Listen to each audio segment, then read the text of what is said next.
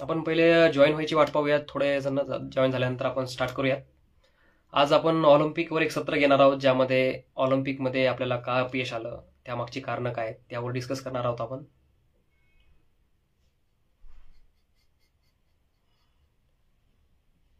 आपल्यासोबत संकेत करवते सर सुद्धा जोडले जाणार आहेत.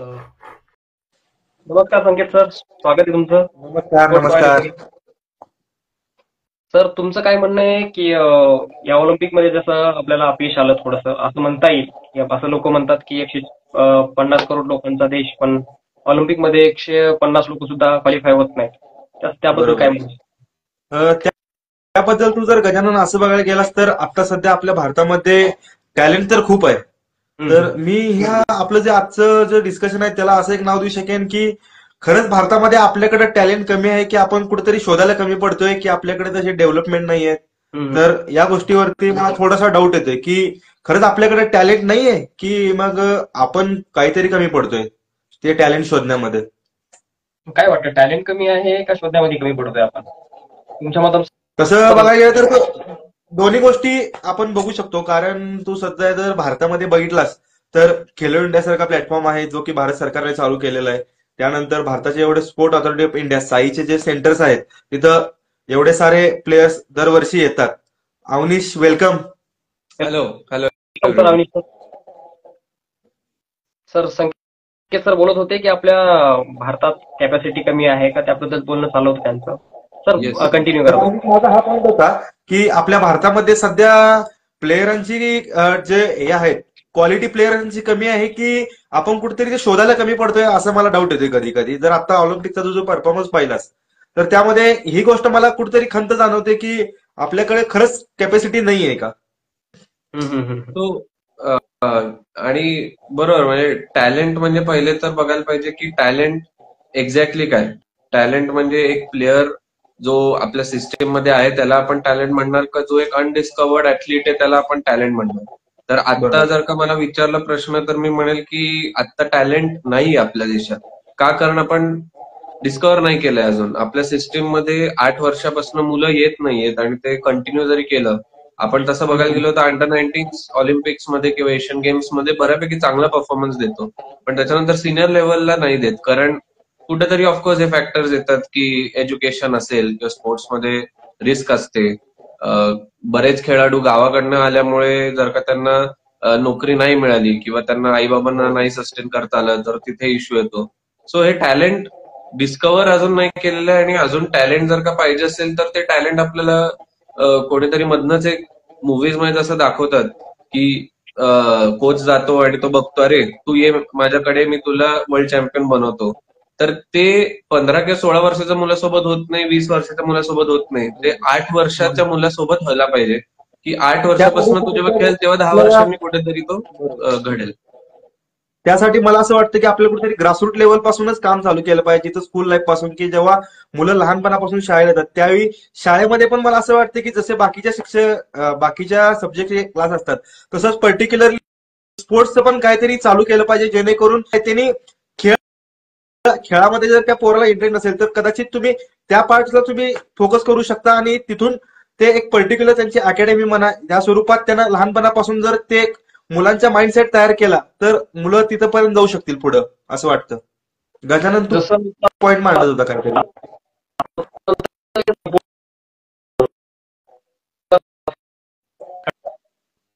केल्या म्हणा, त्या सध्या देशातील खेळाडू पण गोल्ड मेडल जिंकतात, त्याबद्दल काय मत आहे? कारण त्यांनाही सपोर्ट नसतो सरकारकडनं, नाही कुठल्या प्रायव्हेट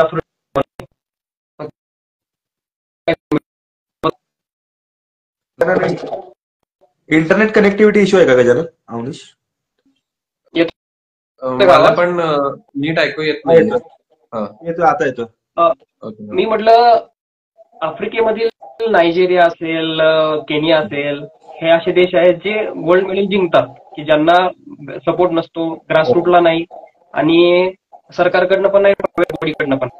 तर पण तरी ते लोक गोल्ड मेडल कसे जिंकू शकतात? मग भारताच्या बाबतीत या गोष्टीत कुठं कमी पडतोय? कारण त्यांनाही सपोर्ट मिळत नाही, आपल्यालाही सपोर्ट मिळत नाही. गोल्ड मेडल तर ते जिंकतात. अवनीश. म्हणजे मला एकदा प्रश्न सांगतो का थोडस. त्याचं म्हणणं असं आहे की जो साऊथ आफ्रिका म्हणशील, नायजेरिया म्हणशील, हे जे खालच्या लेवलचे देश आहेत, तिथले जे प्लेयर्स आहेत, ऍथलेटिक्स आहेत म्हण, बाकीच्या कोणत्या पण इव्हेंटमध्ये जर त्या प्लेयरांकडे एवढं इन्फ्रास्ट्रक्चर नसेल, डेव्हलपमेंट नसेल, एवढी फॅसिलिटी नसतील, तरी ते प्लेयर त्या कॅपेबल असतात, तरी ते त्या लेवलपर्यंत पोहोचतात, फायनल क्वालिफाय होतात, मेडल्स अचीव्ह करतात. जर ते प्लेयर अचीव्ह करत असू शकतील आणि आपल्याकडे जर एवढ्या सगळ्या गोष्टी आहेत, खेलो इंडिया आहे, साई आहे, सगळे इन्फ्रास्ट्रक्चर आहे, पाहिजे तेवढा सरकार पैसा खर्च करतं, एका प्लेअरच्या मागे 2-2, 3-3 सपोर्ट स्टाफ असतं, एवढ्या सगळ्या गोष्टी जर असतील तर आपले प्लेअर का नाही करू शकत, असा त्याचा क्वेश्चन होता. पहिले म्हणजे जर का बघायला गेलं मेडल टॅली गोल्ड मेडलची, तर एशियन कंट्रीजमध्ये ऑफकोर्स जपान, चायना, कोरिया आहे. पण बाकीचे सगळे देश बघितले तर काय म्हणू शकतो की जे कॉलनायझर्स होते त्या सगळे देश आहेत. कारण त्यांच्याकडे ऑलरेडी तेवढी टेक्नॉलॉजी आहे, तेवढं पर कॅपिटा इन्कम असल्यामुळे लोक स्पोर्ट्समध्ये जातात. आणि आफ्रिकाचं असं आहे की प्रत्येक देश एका पर्टिक्युलर स्पोर्टमध्ये पुढे आहे. म्हणजे मॅरेथॉन म्हणता येईल किंवा अगेन स्टिपल चेस असेल किंवा एक ठराविक आहे त्यांच्याकडे. आणि तू जसं म्हणतोयस तसं जे आपले मेडलिस्ट आहेत ते पण athletes due to the system नाहीयेत, डिस्पाइट द सिस्टीम आहेत. म्हणजे एखाद्या आफ्रिकामध्ये बसून म्हणू शकतो की जॅव्हलिन थ्रो मध्ये पाकिस्तान आणि इंडियाचा का बरं पुढे आहे आणि आपण का नाही होत. तर प्रॉब्लेम असा झालाय की आपल्या देशाने ह्या सगळ्या फॅसिलिटीज प्रोव्हाइड केल्या आहेत, तरी याच्यामधनं हेच लोक निघतायत की जे ही फॅसिलिटी प्रोव्हाइड न करून सुद्धा निघतील. म्हणजे बरोबर काय म्हणू शकतो की फॅक्टरी जी बनवायची असते बेसिकली आपल्याला, तर ती फॅक्टरी नाही बनवते आपण, हे डिस्पाइट द सिस्टीम होतं. आणि तोच मला एक वाटतं की इव्हन आफ्रिकन कंट्रीज पण अजून ऑलिम्पिक्समध्ये तेवढं चांगलं नाही करत की ज्याच्यात डबल फिगर्स मध्ये त्यांचे मेडल्स खूप वेळा कन्सिस्टंटली जातील किंवा काय. आणि जे इव्हेंट्स मध्ये तुला दिसतील, आता युरोपियासारखा जर बघितला तर ते स्टिपल चेस मध्ये म्हण किंवा लॉंग रन 10,000, 5,000 यासारख्या ठराविक गेम मध्येच ते दिसतात. पण हा प्रश्न पण बरोबर आहे की असं नाही की इंडिया आता मागासलेला देश कुठेतरी आहे. मागच्या 10 वर्षांमध्ये 15 वर्षांमध्ये भरपूर आपण फॅसिलिटी प्रोव्हाइड केल्या, तर तिथे ज्या ऍथलीट्सला ती मिळून ते पुढे गेलेले. म्हणजे मला आर्चरीचं खूप डिसअपॉइंटमेंट मिळते त्याच्यामुळे की आर्चरीमध्ये आपण यावेळेस क्लोज आलो, 4th फिनिश केलं, आपल्या टीमनी 4th फिनिश केलं, पण आर्चरीमध्ये एक्सपेक्टेशन खूप आहे. कारण आर्चरी एक असा खेळ आहे की ज्याच्यात कोचचा ऑफकोर्स फरक पडतो, पण एक टॉप नॉच फॅसिलिटीज आपण दिलेल्या आहेत. हॉकी आहे की ओडिशा गव्हर्नमेंटनी आणि बाकी काही देश स्टेट्सनी हॉकीला प्रोव्हाइड केल्यामुळे आपण एक कन्सिस्टंटली ब्रॉन्झ मेडल जिंकू शकलो. ऑफकोर्स ती डिसअपॉइंटमेंट होती की गोल्ड नाही जिंकता आलं. पण बाकीचे अगेन पण हॉकी पण डिसअपॉइंटमेंटच म्हणू शकतो आपण की ज्या प्रकारे आपण इन्व्हेस्टमेंट केली, एशियन गेम्स नंतर डायरेक्ट क्वालिफाय झालो ऑलिम्पिक्समध्ये, तरी आपल्याला गोल्डची मॅच नाही खेळता आली. सो हे कुठेतरी मी तेच म्हणेल की ऑफकोर्स प्लेयर्स कडनं पण एक डिसअपॉइंटमेंट आहे. आपण असं नाही म्हणू शकत की फक्त सिस्टीममुळे सगळं गडबड झाली, कारण ज्या लोकांना मिळाले त्या लोकांकडनं एक्सपेक्टेड आहे कुठेतरी एक परफॉर्मन्स. म्हणून प्रकाश पादुकोनला आय थिंक खूप जास्त ऑनलाईन लोकांकडनं एक टीका आली किंवा हेट ऑलमोस्ट त्यांना मिळाली जेव्हा ते म्हणाले की लक्ष्य सेन जिंकायला पाहिजे होता आणि ही वॉज नॉट हॅपी. जे की बरोबर पण आहे, कारण आपण बघितलं लक्ष्य सेन पहिल्या सेटमध्ये पूर्ण त्यांनी अग्रेसिव्ह खेळून ऑलमोस्ट सेट ऍक्सेल सेनच्या अगेन्स्ट ऑलमोस्ट जिंकला होता, ब्रॉन्झ मेडलला जिंकला, पण त्याच्या पुढे त्याचा स्टॅमिना संपूनच गेला ना. आणि बाकीच्या ऍथलीटला माहित होतं की it's a long run, it's a long game. पण हे कुठेतरी मग ऑफकोर्स डिसअपॉइंटिंग आहेच ऍथलीट्स कडनं की जे मिळायला पाहिजे. आणि इतकं सगळं होऊन सुद्धा आपण 6 मेडल्स आणले म्हणजे ही खूपच मोठी गोष्ट झाली या ऑलिम्पिक्समध्ये. तुझ्या या पॉइंटला अश्विन जॉईन होता आपल्याला, एक मिनिट, अश्विन जॉईन होता आपल्याला. येस नमस्कार अश्विन. वेलकम अश्विन. नमस्कार नमस्कार अवनीश, नमस्कार संकेत. तर अवनीश, तुझ्या पॉइंटला पकडून मी चालत होतो. तर तू जो पॉइंट मांडला की आर्चरीमध्ये आणि लक्ष्य सेनच्या ह्याच्यामध्ये एका टफ सिच्युएशनला येऊन आपण ती मॅच हारतोय, तर तू जर भारताचे बऱ्यापैकी ऍथलीट जर बघितला असेल, 4th प्लेसला येऊन जर हरत असतील, तर त्यामागे एक रिझन आहे की आपल्या प्लेअरला अंडर प्रेशर खेळण्यामध्ये एवढं कॉन्फिडन्स लो होतोय त्यांचा. अंडर प्रेशर सिच्युएशन मध्ये आपण नक्की हरतो. जरी आपल्याकडे स्टार्टिंग पासून आपली अग्रेसिव्ह सुरुवात असेल, तरी आपण जो एंड करायचा असतो तो एंड आपला कुठेतरी सक्सेस होताना दिसत नाहीये. तू जर लक्ष्य सेनच्या बाबतीत पाहिला असेल तर तू फर्स्ट सेटला त्याच्याकडे लास्टला 3 गेम पॉईंट होते, तो सेट पॉईंट होते, तिथं तो अंडर प्रेशर आला. त्यानंतर सेकंड सेटमध्ये सुद्धा त्यानं एवढी चांगली सुरुवात केली होती, 7-0ची लक्ष्य सेनकडे लीड होती. ती 7-0ची लीड सुद्धा ते कदाचित अंडर प्रेशर, समोरच्या प्लेअर सुद्धा तेवढा एक हाय लेवलचा मोठा प्लेअर होता त्याच्यासोबत, किंवा ऑलिम्पिकचं एवढं मोठं प्रेशर असताना सुद्धा आपले प्लेअर कदाचित असं खचून जातात असं वाटतं या सिच्युएशनला. ऑफकोर्स, म्हणजे जस्ट टू सम अप, हे दोन्ही पॉइंट्स नक्कीच बरोबर आहे. सिस्टीम तर आहे, पण ज्या लोकांना सिस्टीम मिळतेय त्यांनी सुद्धा कुठेतरी एक डिसअपॉइंटमेंट दाखवली, हे नक्कीच आहे.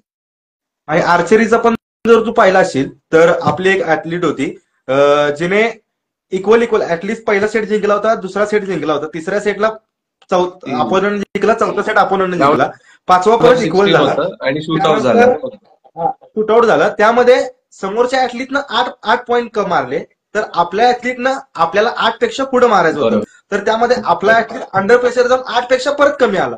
तर इथं कुठेतरी आपल्याला जे हक्काचे चान्स असतात तिथं आपण कुठेतरी प्रेशरमध्ये येऊन ते आपण मॅच गमवतो असं वाटतं मला. अश्विन, तुझा काय पॉइंट ऑफ व्ह्यू आहे? नाही, बरोबर, मी तुमच्या दोघांच्याही मताशी पूर्णपणे सहमत आहे की आपण प्रेशर, अंडर प्रेशर तर नक्कीच येतो, आणि कुठेतरी तरी माझ्या मते आपल्या जीन्स मध्येच आहे. कारण आपल्या प्रत्येक खेळामध्ये जर आपण पाहिलं तर आजकाल एक गेल्या काही वर्षांमध्ये हे फार होतंय की आपण कुठेही अशा अगदी महत्वाच्या सिच्युएशनला जेव्हा जातोय तिथे आपण शोक करतो. ऍक्च्युली हे शब्द वापरणं बरोबर नाहीये, पण जे होतंय ते बोलायला काय हरकत आहे. तर ते होतच आहे.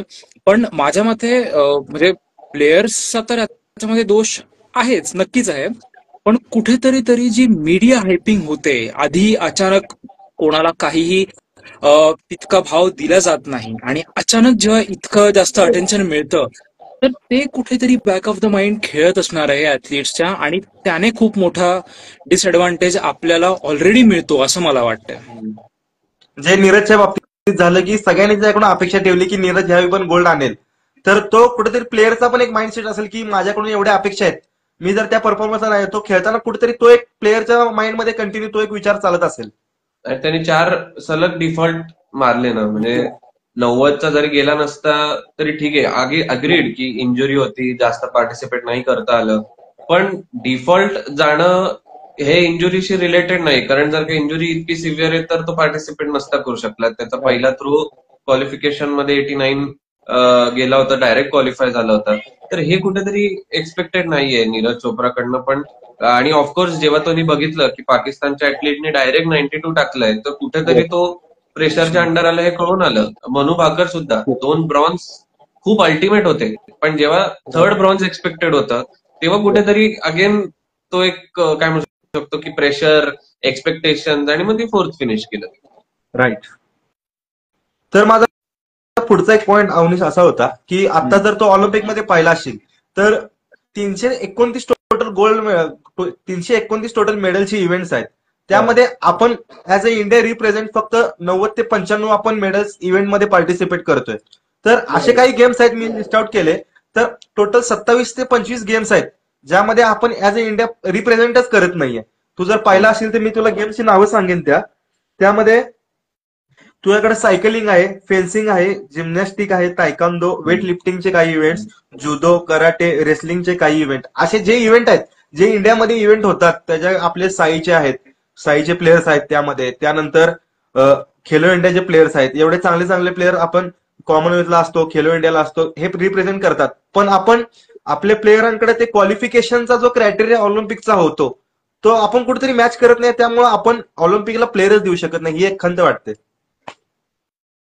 याच्यात एक आहे, आणि ही एक सॅड रियालिटी आहे की आपला देश अजून डेव्हलपिंग आहे आणि खूप लोक नाही अफोर्ड करू शकत स्पोर्ट्स. म्हणजे टेनिसला सुमित नागलच्या वॉलेटमध्ये किंवा बँक अकाउंटमध्ये 900 युरोज होते, लास्ट उरलेले होते त्याचे, आणि त्याच्यानंतर तो मग ऑस्ट्रेलियन ओपन मध्ये एक मॅच जिंकला, आणि मग त्याच्यानंतर त्याला कुठेतरी स्पॉन्सरशिप्स मिळाले. किंवा एशियन गेम्स मध्ये जी पुण्याची आपली टेनिसपटू गोल्ड जिंकली होती, तर तिने सुद्धा सांगितलं की तिला पुनीत बालन सारख्या इतक्या मोठ्या माणसाचं बॅकिंग असल्यामुळे ती पुढे जाऊ शकली, किंवा तिचे बाबा कमिशनर होते पुण्याचे. त्याच्यामुळे तो एक सपोर्ट होता.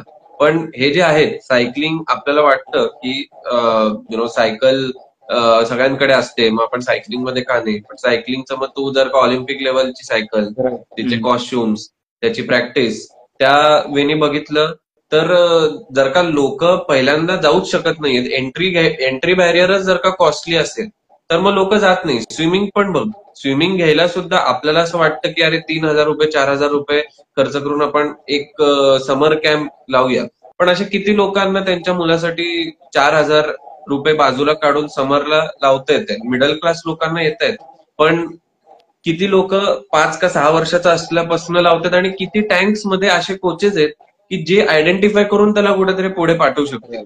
सो ह्याच्यामुळे एकतर स्पोर्ट्समध्ये थोडं आपण कमी पडतो सगळ्या स्पोर्ट्समध्ये. आणि तू म्हणतोस तर इंडियाची प्रोसेस वेगळी असू शकते, म्हणजे आपल्याला चायनाला फॉलो करायची गरज नाही किंवा साऊथ कोरियाला फॉलो करायची गरज नाही.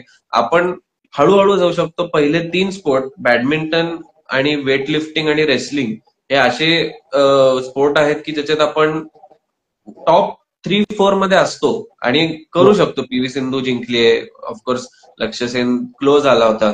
तर हे 3 स्पोर्ट जर का आयडेंटिफाय करून इकडे आपण टॅलेंट पूल वाढवला. बॅडमिंटन हा अफोर्डेबल गेम आहे, लोक खेळू शकतात, लोक lowest of the lowest quality rackets घेऊन सुद्धा तो खेळू शकतात. वेट लिफ्टिंग कॉस्टली आहे, जर का आपण तेवढे सेंटर्स किंवा तेवढं प्रोव्हाइड नाही करू शकलो, पण प्रत्येक जिम्नॅसियम मध्ये जर का करू शकलो तर नक्की तो आपण सक्सेसफुली करू शकतो, कारण तिथे ऑलरेडी आपले लोक आहेत. सो हा एक मार्ग नक्की जाऊ शकतो की may be don't go for all sports, but target 3 sports, phase 2 मध्ये अजून 3, फेज 3 मध्ये अजून 3, मे बी त्या वे मध्ये जाऊ शकतो, कारण तेव्हा इंडिया डेव्हलपिंग अजून थोडा प्रोग्रेस झालाही असेल मे बी नेक्स्ट 10-15 इयर्स मध्ये. तू कुस्तीमध्ये जर अश्विन पाहिला असेल किंवा गजानन पाहिला असेल, लास्ट वेळी आपले कुस्तीमध्ये जेवढे मेडल होते किंवा कुस्तीमध्ये जो परफॉर्मन्स होता तो यावेळी मेन्स कुस्तीमध्ये मला कुठेतरी कमी वाटला, आणि काही इव्हेंट्स मध्ये तर आपले पार्टिसिपेंट नव्हते. कारण कुस्ती आपला हक्काचा गेम आहे, जिथं आपले मेडल फिक्स कन्फर्म म्हणजे कन्फर्म असतात, एवढी आशा असते आपल्याला. बरोबर आहे. तरी मला काय वाटतं की बरोबर आहे, जसं तुम्ही दोघंही म्हणालात की कुस्ती आपल्या हक्काचा गेम आहे, जिथे आपण मेडल्स मिळवतो, हमखास मिळवतो. अगदी 2008 पासनं, किंवा आपण अगदी खाशाबा जाधवांचं जर उदाहरण पकडलं तर पहिलं आपल्याला मेडल जे इंडिव्हिज्युअल आलेलं आहे ते कुस्तीमध्येच आलेलं आहे. तर तेव्हापासून आतापर्यंत आपण बघितलं, अर्थातच, पण मध्यंतरी जे 6 महिन्यांपूर्वी काही गोष्टी ज्या झाल्या होत्या त्याचा कुठेतरी परिणाम याच्यावर जाणवला असं मला वाटतंय. नक्कीच. एक पॉलिटिक्स जे आपल्या खेळामध्ये जास्त थोडंफार चालतं, तर ते थोडंफार जर साईडला राहिलं तर प्लेयरांचं ते माइंडसेट पण तो राहतो. आणि जो तू म्हणला 6 महिन्या पाठीमाग जे प्लेयरांची मेंटल कंडिशन होती आणि आता जी होती, ते तुम्ही त्या फेज मधून येता आणि डायरेक्टली ऑलिम्पिकला खेळता, तर हे कुठेतरी मेंटली स्टेबल नसणं, तो एक इफेक्ट जाणवू शकतो असं मला वाटतं. आता मी जर बोलताय की ऑलिम्पिकमध्ये आपण मेडल येत नाहीत, त्या मागची कारण बघायला गेली तर मला प्रकर्षाने जाणवणारी 2-3 कारण आहेत, जी की सर्वात महत्वाचं कारण आहे कॅपिटल म्हणजे पैसा. आता आपण थोडंसं चायनाशी कम्पेअर होणार नाही, पण कम्पेअर करू. 80च्या दशकात चायनाची आणि आपली कंडिशन बऱ्यापैकी सेम होती. त्यांनाही मेडल नव्हते, आपल्याला मेडल नव्हते, पण त्यानंतर त्यांनी काय असा विकास केला आणि आपण कुठं मागे राहिलो या बाबतीत जर बघू आपण. आता भारतात सर्वात जास्त फेमस खेळ आहे क्रिकेटची खूप मोठी मोठी स्टेडियम आहेत. आता ऑल ओव्हर इंडियामध्ये जवळजवळ 1000 स्टेडियम आहेत. सगळे क्रिकेट वगैरे सगळे मॅक्सिमम तर ते क्रिकेटचे स्टेडियम आहेत, त्यामुळे ते मल्टीपर्पज स्टेडियम आहेत. आणि चायनामध्ये किती स्टेडियम असतील अंदाजे तुमच्या अंदाजे किती असतील स्टेडियम चायनामध्ये? नाही गेस. आय थिंक ज्यावेळी 1,30,000 स्टेडियम आहे, तर ऍटलीस्ट 5 टाइम्स जास्त. 5 टाइम्स नाही, 1,30,000 स्टेडियम आहेत आणि सगळे मल्टी स्पोर्ट्स स्टेडियम आहेत. तिथे एका आर्टिकल मध्ये वाचलोय का, मल्टी स्पोर्ट्स स्टेडियम 1,30,000 चायनामध्ये आहे. चायनाचं गव्हर्नमेंट, आता इंडियाचं गव्हर्नमेंट आणि चायनाचं गव्हर्नमेंटच्या बजेटमध्ये जर स्पोर्ट्स बजेटमध्ये जर आपण विचार करायला गेलो तर आपलं बजेट 400 मिलियनचं आहे आणि त्यांचं 3.2 बिलियनचं आहे. आता फक्त स्पोर्ट्स गव्हर्नमेंट चालवतं असं नाही, काही प्रायव्हेट अथॉरिटीज पण असतात की जे खेळांना स्पॉन्सर करतात. तर इंडियामध्ये स्पोर्ट्स जी सगळा हे व्यवहार आहे स्पोर्ट्सचा सगळा, तो इंडियामध्ये एक 3.7 बिलियनचा कदाचित तो सगळा हे ओव्हरऑल मार्केट आहे स्पोर्ट्सचं. आणि तोच आपण जर विचार केला चायनामध्ये तर 700 बिलियनचा आहे. मग यावरनं थोडासा डिफरन्स कळतोच की मेडल कुठे येतात आणि कुठं नाही. बरोबर. आणि दुसरं महत्वाचं म्हणजे महिला असणं. आता आपण किती विचार करायला गेलो की महिलांनी आपल्याला मेडल आणलेत, तरी ज्या प्रमाणात महिला पाठवल्या पाहिजे त्या प्रमाणात आपण महिला पाठवत नाही ऑलिम्पिकमध्ये. अमेरिकाची तुम्ही जर मेडल टॅली बघितली, सगळे मेडल वगैरे बघितले, तर तुम्हाला कळेल की अमेरिकेत 55 ते 60% मेडल त्यांच्या महिला आणतात. त्यांना त्या गोष्टी सोप्या आहेत, कारण जगात असे भरपूर देश आहेत जिथनं महिला ऑलिम्पिकमध्ये जातच नाही. त्यामुळे तो भाग त्यांनी टार्गेट केलेला आहे की महिलांकडनं जास्त मेडल आपण मिळवणार आणि चायना. कॉम्पिटिशन कमी असल्यामुळं ते त्या गोष्टीवर फोकस करून त्यामध्ये जास्त डेव्हलपमेंट. मग आपण का नाही करत त्या गोष्टीसाठी की आपणही त्या गोष्टीसाठी करू शकतो. आणि तिसरं म्हणजे आपली संस्कृती थोडीशी त्यासाठी कारणीभूत आहे. आपण आज काही अपवाद सोडले तर आपण शरणार्थी जातो. आपला इतिहास आहे. काही अपवाद सोडले तर संघर्ष करणं आपल्या मातीत नाहीये. काही अपवाद सोडले तर खूप अशा इंग्रजांचं आक्रमण असतील, भरपूर गोष्टींचे आक्रमण असतील, परकीय आक्रमण असतील, त्या गोष्टीमुळं आपल्यात आता संघर्ष नाहीच. जास्तीत जास्त संघर्षाचे जे संघर्ष करतात तेच लोक मेडल आणतात. जसं की आपण हरियाणा बघतो. हरियाणा भारताच्या बॉर्डरला आहे, पंजाब भारताच्या बॉर्डरला आहे. हॉकीमध्ये तिकडचे लोक असतात, मॅक्सिमम लोक हरियाणाचे असतात, कारण त्यांना माहिती आहे तिथं संघर्ष करत त्यांचा सारखा संघर्ष चालू असतो. मला असं वाटतं की संघर्ष पण थोडासा आपला भारताचा कमी पडतोय आणि ही संस्कृती पण आपल्याला थोडीशी आल्यामुळं तिथं थोडं कमी पडलोय आपण. तुझं आता मला काय मत आहे? चायनाचं उदाहरण दिलंच गजानन, त्याच्यावरून मला असं एक वाटतं की आपल्या भारतामध्ये काय मेजर डिफरन्स आहे की भारतामध्ये काय झालेलं आहे की क्रिकेट म्हणजेच खेळ हा एक जो कुठेतरी लोकांचा थॉट झालेला आहे, तो कुठेतरी जोपर्यंत चेंज होणार नाही तोपर्यंत बाकीच्या स्पोर्ट्समध्ये आपण डेव्हलप नाही करू शकत, असं माझं एक ठाम मत आहे. मी दोघांच्याही मताशी सहमत आहे.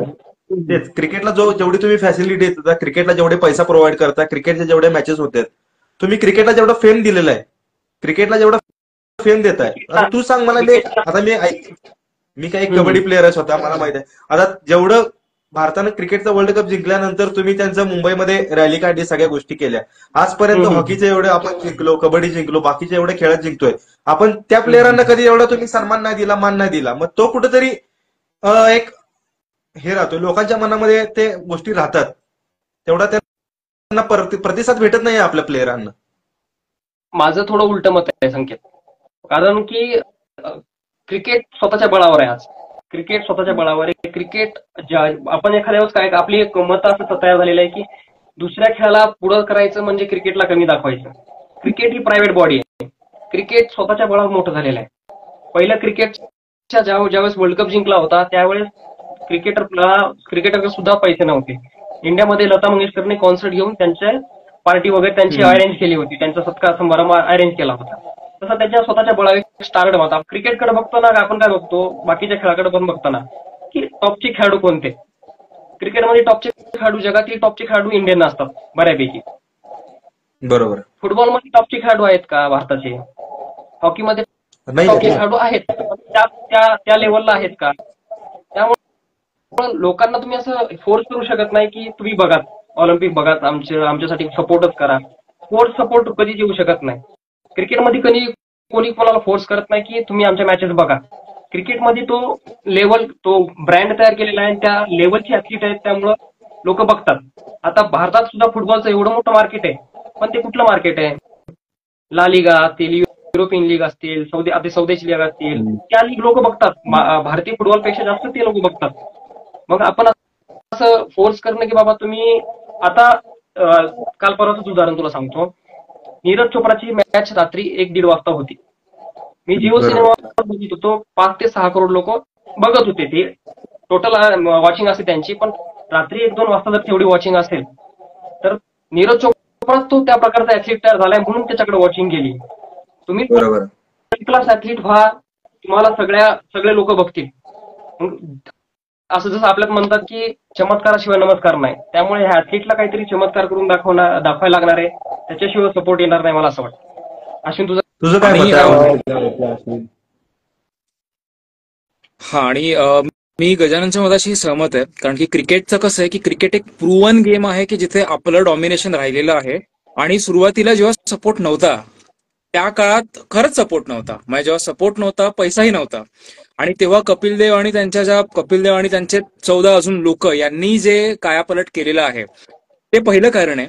दुसरी गोष्ट, त्याचं सातत्य क्रिकेटर्सने ठेवलंय.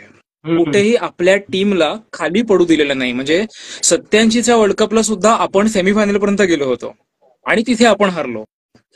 ते झालं. आणि तिसरी गोष्ट म्हणजे क्रिकेटला आज थोडं जास्त वजन का आहे मला असं वाटतं, कारण की क्रिकेटमध्ये एक प्रकार असतो बायलॅटरल सिरीज नावाचा, जो की बाकीच्या खेळांमध्ये फार क्वचित असतो. म्हणजे तिथे चॅम्पियनशिप असतात आणि म्हणजे कंटिन्युअस कुठे वर्ल्ड चॅम्पियनशिप असली, बॅडमिंटनची चॅम्पियनशिप असली, विम्बल्डन असं की मॅचेस होतात, पण दोन देश एकमेकांशी भिडतायत.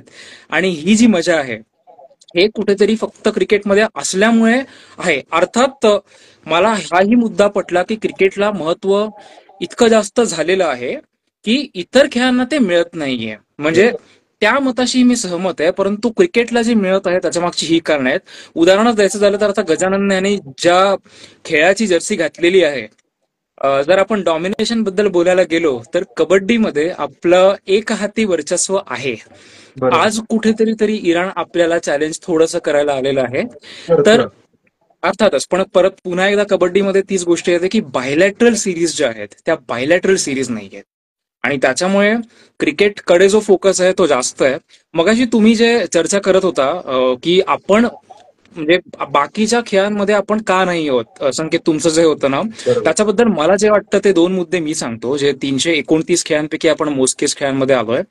माझं म्हणणं आहे की आता अनेक जण, म्हणजे इनफॅक्ट नीरज चोप्रा सुद्धा स्वतःहून जॅव्हलिन मध्ये ते पुढे आलेले आहेत. आणि तसेच आज अनेक जण अशी आहेत की जी स्वतःहून ते करत आहेत. म्हणजे उदाहरण घ्यायचं झालं तर सर्वेश कुचारे असतील, जे आज क्वालिफाय झाले, पहिल्यांदा क्वालिफाय झाले इंडियामध्ये कोणी हाय जम्पसाठी. तर अर्थातच आज सगळ्यात मोठी अडचण काय की त्यांना कोणी गाईड करणारं नाहीये. पण जेव्हा ही लोक पुढच्या 10 वर्षांनंतर इतर ऍथलीट्सना गाईड करतील की आम्ही ऍटलिस्ट ऑलिम्पिकला क्वालिफाय झालो आहोत, आमचा एक्सपिरियन्स आज तुम्हाला आम्ही पास ऑन करतोय, तेव्हा आपण आपलं खेळांमधलं पार्टिसिपेशन जे आहे ते पुष्कळ वाढेल. पार्टिसिपेशनही वाढेल, जे नर्व्स आपण म्हणतो काम डाऊन करणं जे असतं ते प्रकारही वाढेल. आणि अजून दुसरा मुद्दा हा होता की चायनाबद्दल आपण जे बोललो की इन्फ्रास्ट्रक्चर आहे, तर तिथे एक सामान्य पद्धत काय असते की एखादा खेळाडू जर चांगला खेळतोय तर त्याला एक लाईफ टाईम हमी दिलेली असते. एका बिझनेसमॅनने की तू माझ्याकडे कायम नोकरीसाठी लागू शकतोस, तू त्याची काळजी करू नकोस, खेळायचं वय आहे तोपर्यंत तू खेळ. आज अनेक ऍथलीट्सना आपण जेव्हा पाहतो की जे हलाखीची परिस्थिती आहे आज त्यांनी देशाचं नाव उज्ज्वल केल्याच्या नंतर, त्याच्यामुळे अनेक पालक जे आहेत ते अनेक मुलांना स्पोर्ट्सकडे जायला नाही म्हणतात. याच्यासाठी इव्हन आता बीसीसीआय आपण म्हणतो की क्रिकेट इतकं श्रीमंत आहे, पण बीसीसीआयने सुद्धा अंडर 19च्या कॅम्पसाठी एक सेशन ठेवलं होतं की तुम्हाला जर इन केस क्रिकेट तुमचं वर्कआउट नाही झालं तर तुम्ही प्रायव्हेट सेक्टरमध्ये जॉब कसे मिळवाल. तर ही कुठे हमी जर खेळाडूंना मिळाली तर जगातला सर्वात जास्त लोकसंख्या असणारा देश नक्कीच जास्त पार्टिसिपेशनही करेल आणि जास्त मेडल्सही मिळेल असं मला वाटतं. तुमचं याच्यावर मत काय तिघांचंही मला नक्कीच ऐकायला आवडेल. हे बरोबर आहे, कारण इव्हन युके मध्ये जे फुटबॉल अकॅडमीज असतात तर तिकडे 8-9 वर्षाचे मुलं एनरोल करतात, क्लब्सच आयडेंटिफाय करतात, म्हणतात पेरेंट्सशी जाऊन बोलतात की तुम्ही टाका. युएस मध्ये पण कॉलेज स्पोर्ट्सचं कल्चर खूप जास्त आहे, पण त्या अकॅडमीमध्ये असं नाही की तुम्ही येऊन 24 तास फुटबॉल खेळा. आपल्याला माहितीये की नीट टाइम मॅनेज केला आणि सोशल मीडियापासून लांब राहिलं तर आपण दिवसातनं खूप काय काय गोष्टी करू शकतो. सो हे आपण काढू शकतो की स्पोर्ट्स, तर मग तुम्हाला फक्त स्पोर्ट्स सोडून बाकी काहीच करता येणार नाही. अगेन म्हणजे हे मीडिया आणि आपण मूवीज बघतो की मेरी कॉमची स्टोरी बघितली, मिल्खा सिंगची बघितली, आणि हे मूवी आहे ते 1 तासाभरामध्ये नाही दाखवणार आहेत की 24 तास काय करत होते ते ऍथलीट्स. आणि नक्कीच अभ्यास आणि एक जॉब मिळेल असा अभ्यास प्लस स्पोर्ट्स हे होऊ शकते एका एज पर्यंत. आणि त्या एज पर्यंत म्हणजे 20-21 नंतर तुम्हाला जर का कळालं तुमची बॅचलर्स ऑलमोस्ट होऊन जाते तोपर्यंत 22 म्हणत, 22 नंतर तर एका प्लेअरला कळालेलं असतं की बाबा इथे माझं आता फ्युचर आहे, स्कोप आहे, त्याला 25-26 ला कळत नाही, त्याला 20-22लाच कळतं किंवा 18-19लाच कळून जातं त्याला.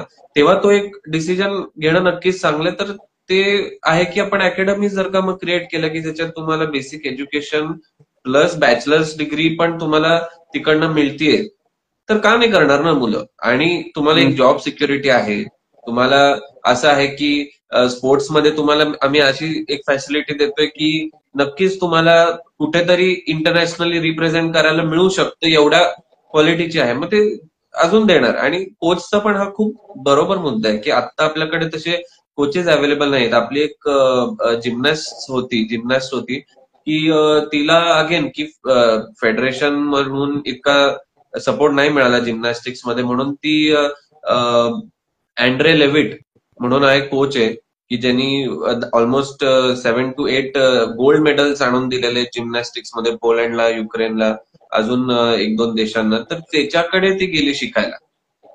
तर हे पोलंडला गेली आणि ती शिकायला का, कारण इथे अवेलेबिलिटी कोचेस इतके चांगले नाहीयेत किंवा फॅसिलिटी इतकी चांगली नाहीये.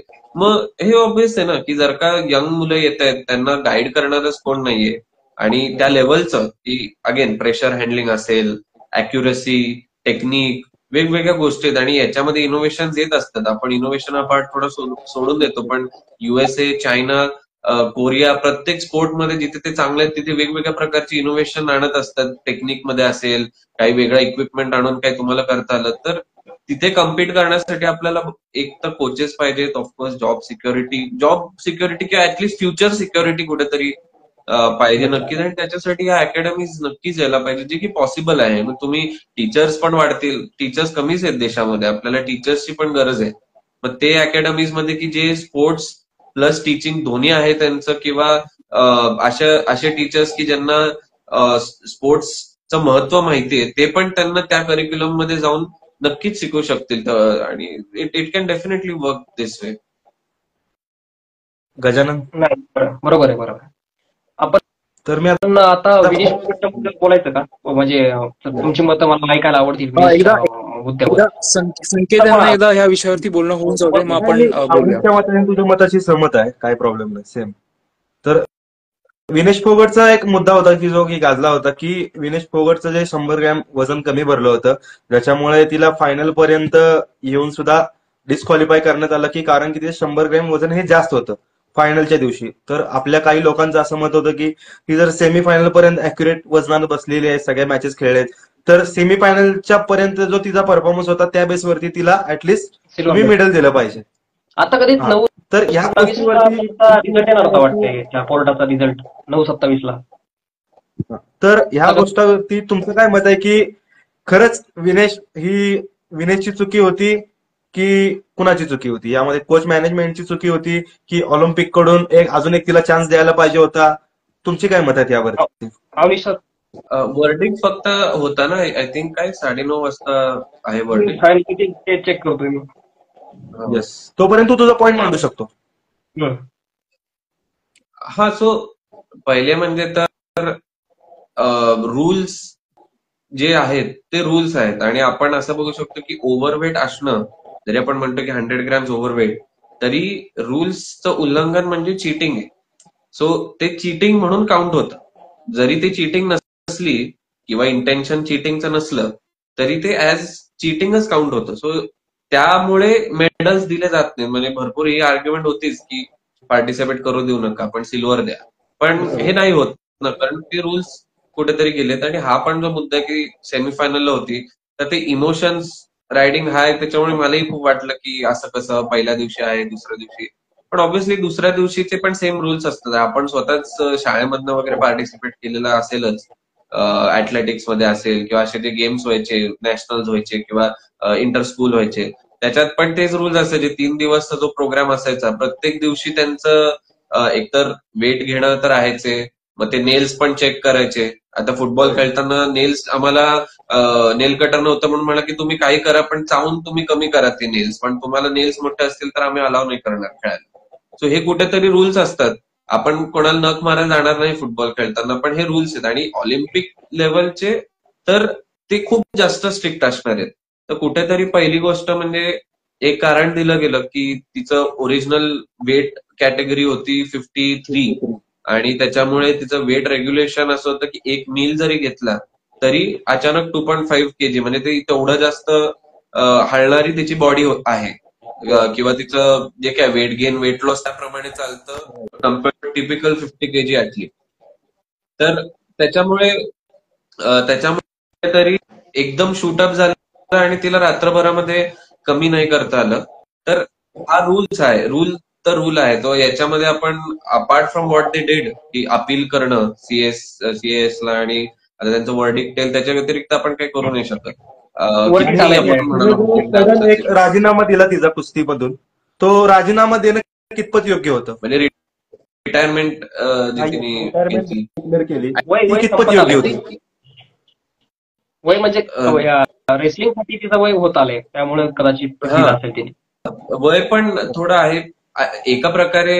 आपण एक सिंपती म्हणून देऊ शकतो. दुसरी साइड ऑफ द स्टोरी आहे की ऑफकोर्स थोडंसं एज वाईज आणि तिचा परफॉर्मन्स ऍक्च्युली मला वाटतं की 50 kg मध्ये ती पहिल्यांदा देत होती आणि तिच्यासोबत जे काही झालं फायटिंग ऑन द स्ट्रीट्स दिल्लीमध्ये आणि त्याच्यामुळे जो एक तिच्याकडे काय म्हणू शकतो की पॅशन आणि डिटर्मिनेशन होतं की मला यावेळेस ऑलिम्पिक्स मध्ये स्टेटमेंट करायची, त्याच्यामुळे तिचा परफॉर्मन्स खूप चांगला झाला. वर्ल्ड नंबर 1 ला हरवलं, फायनल पण पोहोचले. पण ओव्हरऑल बघायला गेलं तर I think it was anyways time की कोणीतरी आता यंगर रेसलर्स येतील आणि तो एक विजडम कुठेतरी पास होईल. कारण ऑलिम्पिक्स तर नाही, रेसलिंग मे बी शी कुड हॅव कंटिन्यूड, पण नेक्स्ट ऑलिम्पिक्सचं तर थोडा अवघडच वाटत होतं. सो मे बी पण तिचे वर्ड्स टचिंग होते की रेसलिंगनी मला हरवलं म्हणून. It was somewhere very sad for the country as well की एका रेसलरला जस्टिस मिळण्यासाठी इतकं सगळं करावं लागलं. जे कोण रेसलर्स होते तिकडे इतकं सगळं करावं लागलं आणि अजूनही तो जस्टिस नाहीच मिळालं कारण सेंटेन्स नाही आले, फक्त केस दर्ज झाली आहे. पण ओव्हरऑल अगेन की coming to the point, rules तर आपण त्याच्यात काही करू नाही शकत. किती तुमची स्टोरी सॅड असेल, आपण रियालिटी शो मध्ये नाही होत की माझे गरिबी आलोय तर शो जिंकवा मला, तसं तर नाही होऊ शकत. कारण तिला जर चान्स दिला असता तर कदाचित समोरच्या खेळाडूवर पण अन्याय झाला असता. अन्याय असं नाही म्हणणार, पण कारण तो एक ऍडव्हान्टेज नव्हता ना.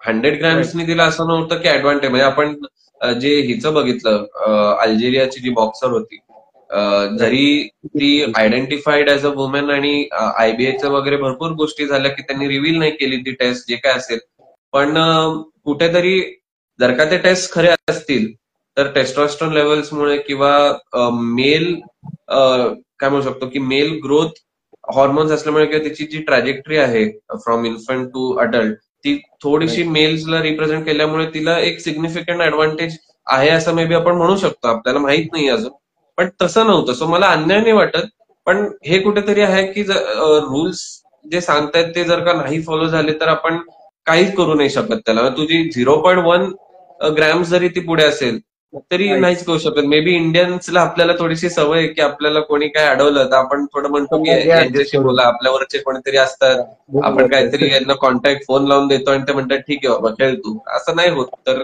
ते थोडंसं आहे. अश्विन तुझं काय मत आहे? गजानन सिल्वर मेडलचं नाही का ते डिसिजन आलं होतं ते 16 ऑगस्टला एक्सटेंड झालेलं आहे. आणि विनेशवर मला बोलायचं असं एवढंच आहे की या बऱ्यापैकी चूक मला खरं तर 60% विनेशची वाटते यात. कारण की का विनेश ऑलरेडी त्या 53 kgच्या गटात खेळत होती. तिचं बॉडी वजन नॉर्मली तिचं 56 ते 57 किलो असतं. ती स्पर्धा सुरू व्हायच्या अगोदर थोडी वजन कमी करते 53 वयोगटात खेळण्यासाठी. यावर्षीच्या पात्रता गटात तिला अंतिम मांगल्यांनी हरवलं, त्यामुळे ती 53 वजनी गटात खेळू शकत नव्हती. आपल्या इंडियन बॉक्सिंग फेडरेशननी रेसलिंग फेडरेशननी पण सांगितलं की आम्ही 53 वजनी गटातनं आम्ही अंतिमला पाठवतोय. त्यामुळे तिला 50 किलो वजनी गटावर यावं लागलं. आणि 50 किलो वजनी गटाचा असा अर्थ असतो की तुम्ही 50 किलोच्या आत किती असू द्या तुम्ही खेळू शकता, माझं काही चुकीचं नसेल तर. म्हणजे ऍथलीटला माहिती आहे की वजनाचे आता रेसलरचा आणि बॉक्सरचा हे प्रॉब्लेम आहेत भरपूर, आणि एका नवीन प्रॉब्लेम नाही. एक रात्री अगोदर सगळे वजन कमी करतात, हे नॉर्मल गोष्ट आहे, कॉमन गोष्ट आहे. खूप असे रेसलर बॉक्सर आहेत की जे वजन कमी करतात. आताच आपण याचं अमन शेरावतचं पण बघितलं, त्यांनी 4.6 किलो वजन एका रात्रीत कमी केलं होतं.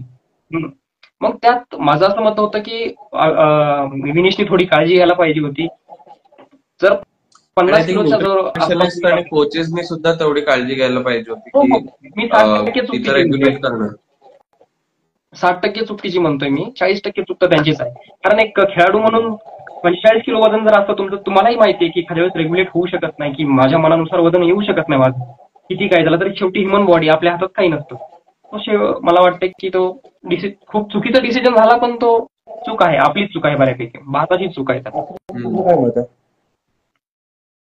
मी सहमत आहे, कारण की एका ऍथलीटला माहिती असतं, खास करून जेव्हा तुम्ही 21 वर्ष 24 वर्ष, माझ्या मते 2000 ते 2024 त्यांच्या ट्विटमध्ये होतं, तर तुम्ही 24 वर्ष जर तुम्ही खेळत आहात तर तुम्हाला याची तरी कल्पना असेल की काय खाल्ल्याने माझं वजन वाढतंय, काय खाल्ल्याने माझं वजन कमी राहतंय.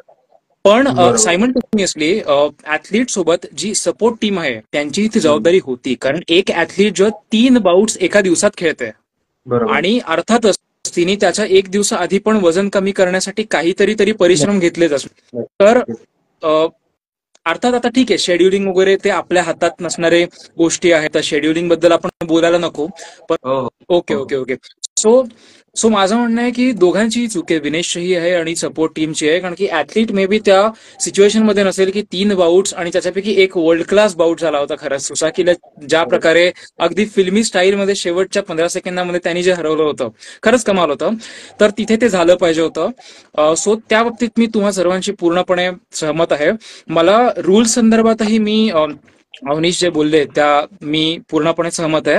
फक्त माझं असं म्हणणं आहे की काही रूल्स जे आहेत ते थोडेसे ट्विक केले पाहिजेत. म्हणजे डिस्क्वालिफिकेशन जे झालं ते मला मान्य आहे, कारण की वजन त्या गटामध्ये बसलं नाही. सो जसं संकेत म्हणाले की इतर ऍथलीट्स ते जर वजनामध्ये बसतायत आणि दुसरा ऍथलीट बसतं ते, तर त्यांच्यावर अन्याय मान्य आहे मला. परंतु जर रूल्सनुसार जर एखादी ऍथलीट फायनल पर्यंत गेलेली आहे आणि कुठल्याही अनकन्व्हेन्शनल गोष्टी, म्हणजे कुठल्या इलिगल गोष्टी जसं डोप किंवा या कुठल्या गोष्टींचं सेवन न करता जर फक्त या एका गोष्टीमुळे जर ती डिस्क्वालिफाय होत असेल, तर रूल्समध्ये थोडासा चेंज यावा की त्यांच्या एफर्ट्सला तेवढी व्हॅल्यू मिळावी की ऍटलिस्ट त्यांना सिल्वर मिळते. कारण झालं कसं की सिल्वर सेमीफायनल मॅच मध्ये त्यांनी ज्या ऍथलीटला हरवलं त्या क्युबाच्या ऍथलीटला फायनल मध्ये जाण्याची संधी मिळाली. आणि हे कुठेतरी विनेश सोबत ही एक गोष्ट चुकली असं मला वाटतं. तर मी यावरती माझा पॉइंट ऑफ व्ह्यू मांडतो. कारण तू जर विनेश पाहिला असेल तर विनेश पहिल्यापासून ही 56-57 तिचं वजन होतं. आणि एक कुस्ती कुठल्याही तू कुस्तीपट्टू पकडशील तर त्यांचा एक क्रायटेरिया असते की कदाचित आपला जर माझं वजन 55 आहे तर मी 55 पेक्षा खालच्या वजनीकडे खेळेन, जेणेकरून तिथं माझ्यापेक्षा थोडं कमी कॉम्पिटिशन असेल. तर त्यांचा एक कंटिन्यू माइंडसेट तो असतो. तर ज्यावेळी अंतिम पंगतकडून विनेश हारली होती तर तिथं एवढा ड्रास्टिक चेंज, 50 किलो वजन, आपलं 57 वरून 50 किलो वजनीकडे आपली बॉडी पण तेवढी साथ दिली पाहिजे. तेवढं आपण कंटिन्यू त्या वेट मध्ये नाहीये की आपली तेवढी बॉडी साथ देईल, आपली तेवढा स्टॅमिना राहील, या सगळ्या गोष्टीचा विचार केला पाहिजे. आणि आपण तेवढ्या ह्याच्या लेवलमध्ये आहे का आता सध्या. तू जर पाहिला असेल तर विनेशनं 50 किलो वजनी गटामध्ये शिवानी पवार सारख्या एका चांगल्या उत्कृष्ट कुस्तीपट्टूला हरवलं, जी की एका आता चांगली टॉपची कुस्तीपट्टू होती, जी तिच्या लेवलला ती आता गोल्ड मेडल घेतली तिनं. तर कदाचित विनेशनं जर 53 किलो मध्ये तिला ह्या संधी भेटली नसती किंवा तिनं कदाचित दुसऱ्या कुठल्या वजनी गटात खेळलं असतं तर एका नवीन उदयोन्मुख खेळाडूला सुद्धा 50 किलो मधून खेळण्याचा चान्स भेटला असता, ती सुद्धा वरती गेली असती. राहिला विषय विनेशच्या 50 ग्रॅमचा. तर माझं असं वैयक्तिक म्हणणं आहे की खेळाडूंना जाण्यापूर्वीच आपल्या वजनाची तेवढी आपली खात्री केली पाहिजे की आपलं वजन कंटिन्यू तेवढं मेंटेन राहील. कारण ऑलिम्पिक हा एक या काहीतरी त्या गेमचे स्टँडर्ड आहेत, काहीतरी त्यांचे सेट्स आहेत. आपण तिथं जाऊन हा कॅज्युअल अप्रोच चालणार नाही की माझं जर वजन 2 किलो कमी आहे तर मी एका दिवसात कमी करेल, माझं कमी होईल, कारण ह्या आधी मी भरपूर वेळा केलंय तर आता माझं होऊन जाईल. हा अप्रोच कुठेतरी थोडासा आपल्याला नडला असं मला वाटतं. नाही, याच्यात टीमची खरंच म्हणजे मला पॉईंट पडला की ऍक्च्युली टीमची पण, कारण शेवटी कोचेसला न्यूट्रिशनिस्टला जास्त माहिती, ते सायन्स वाचून आलेत की कितीने कसं कमी होणार आहे. आणि हे थोडं अनप्रोफेशनल होतं. आणि हा पण जो पॉइंट आहे म्हणजे की जर का आणि मला हे पहिले तर खूप मान्य होतं की मला असं वाटलं की सिल्वर मेडलच ते कॅन्सल करतायत की फक्त गोल्ड आणि ब्रॉन्झ मिळणार. पण जर का सेमीफायनलिस्टला तुम्ही फायनल खेळायला लावताय म्हणजे तुम्ही मागच्या दिवसाचे गेम्स रद्द करते. म्हणजे मागच्या दिवसाच्या गेम मध्ये तुम्ही अज्युम करताय की ती हारली कारण ती आज डिस्क्वालिफाय झाली आहे. मग तसं तर वर्ल्ड नंबर 1 नी क्वार्टर फायनल खेळायला पाहिजे. मग त्या क्वार्टर फायनल मध्ये जिंकेल त्यांनी सेमीफायनल खेळायला पाहिजे आणि मग फायनल खेळायला पाहिजे. तर हे काही मिनिंग नव्हतं त्याच्यामध्ये. कारण त्या लॉजिकनी असं होतं की मग विनेश फोगट हारलेली आहे ना, विनेश फोगट सेमीफायनल मधनं पण डिस्क्वालिफाय झाली आहे, मग ती क्वार्टर फायनल मधनं पण व्हायला पाहिजे आणि राऊंड ऑफ 16 वरनं पण व्हायला पाहिजे ती. पण हे लॉजिक नव्हतं. सो हे कुठेतरी अगेन की हा जो डिसिजन आहे मग हा रुल्स प्रमाणे घेतला गेला का ऑन द स्पॉट काहीतरी विचार करून झालं की नाही फायनल आपल्याला करायचीच आहे. तर हे बरोबर आहे की हे नाही व्हायला पाहिजे. म्हणजे इधर तुम्ही सिल्वर मेडल देऊच नका किंवा मग सिल्वर मेडल द्यायचं आहे तर मग विनेश फोगाटला देऊ शकता कारण ती आधीच्या दिवशी पूर्णपणे क्वालिफाईड होती, या दिवशी ती डिस्क्वालिफाय झालेली. बरोबर आहे. तर माझा पुढचा एक पॉइंट आहे अश्विन आणि अवनीश तुमच्यासाठी. भारतामध्ये आपल्याकडे एवढ्या फॅसिलिटी आपण म्हणतो की भारत सरकारने खेलो इंडिया सारखा एक इव्हेंट चालू केलाय ज्यामध्ये स्कूल पासून ते युनिव्हर्सिटी पर्यंतचे प्लेअर पार्टिसिपेट करतात, त्यांचं टॅलेंट स्काउट केलं जातं ग्रास रूट लेवल पासून पूर्ण नॅशनल्स पर्यंत. त्यानंतर भारतामध्ये एवढे स्पोर्ट्स ऑथॉरिटी ऑफ इंडिया सारखे एक एक्सलंट सेंटर्स आहेत जिथं मुलांना स्कॉलरशिप दिली जाते, हाय क्लास फॅसिलिटी दिली जाते. एवढं सगळं जर आपण ग्रासरूट लेवल पासून इथं पैसा खर्च करत असेल तर ऑलिम्पिकचा जो क्रायटेरिया आहे, तुम्ही जर एक फॉर एक्झाम्पल देतो मी, असं तो पॉइंटच कन्सिडर करत नाही. जर आपला हाय जम्पचा क्रायटेरिया होता 3.20 मीटरचा आणि ज्यामध्ये आपला ऑलिम्पिकला आपला प्लेअर क्वालिफाय झाला होता त्याचा पर्सनल बेस्ट होता 3.15 मीटर. तर आपले प्लेअर जर ऑलिम्पिकचा क्वालिफाय जर करत नसतील तर आपल्या मग कुठे कम पडते. आपलं ग्रासरूट लेवलला पण आपण त्या लेवललाच आपण जर तशी ट्रेनिंग फॅसिलिटी प्रोव्हाइड केली, ऑलिम्पिकला जर क्वालिफाईंग क्रायटेरिया जर तुम्ही ग्रासरूट लेवल पासूनच, जे आता मी असं म्हणत नाही ग्रासरूट लेवलच्या प्लेअरांना ऑलिम्पिकचा क्रायटेरिया लावा, पण जे तुमचे युनिव्हर्सिटीचे प्लेअर असतील किंवा 21-21 वर्षाचे प्लेअर असतील जे आता येणाऱ्या ऑलिम्पिकसाठी आहेत, तर त्यांना पुढच्या ऑलिम्पिकच्या आधीपासूनच आतापासून तयार केलं पाहिजे की जर 3.20 असेल तर त्यांचं त्या लेवल पासूनच सुरुवात केली पाहिजे असं मला वाटतं, जेणेकरून क्वालिफिकेशनला आपल्याला प्रॉब्लेम नाही येणार.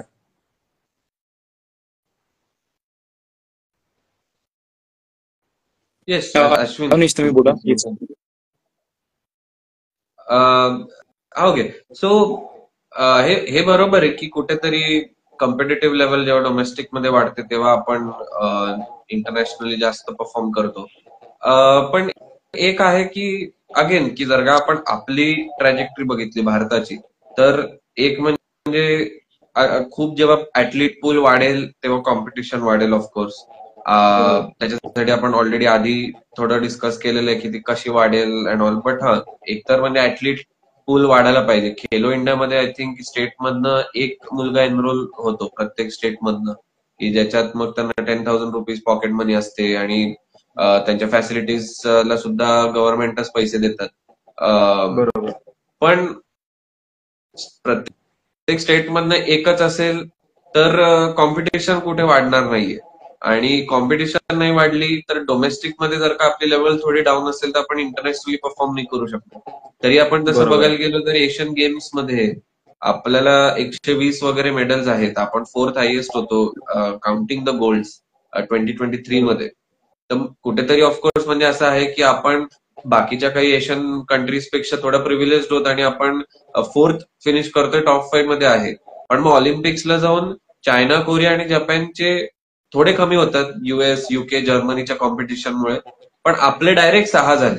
त्याचा अर्थ तू म्हणतोय ते बरोबर आहे की आपल्या ऍथलीट्सला इधर क्वालिफिकेशन कमी असल्यामुळे तिकडे जाऊन त्यांचं परफॉर्मन्स ऑब्व्हियसली होत नाही किंवा त्यांना सवयच नसते इतकं जास्त विनिंग मेंटॅलिटी असायची किंवा त्या टेक्निक पण असायची की ज्याच्यात हायर अँड हायर लोक जाणार आहेत.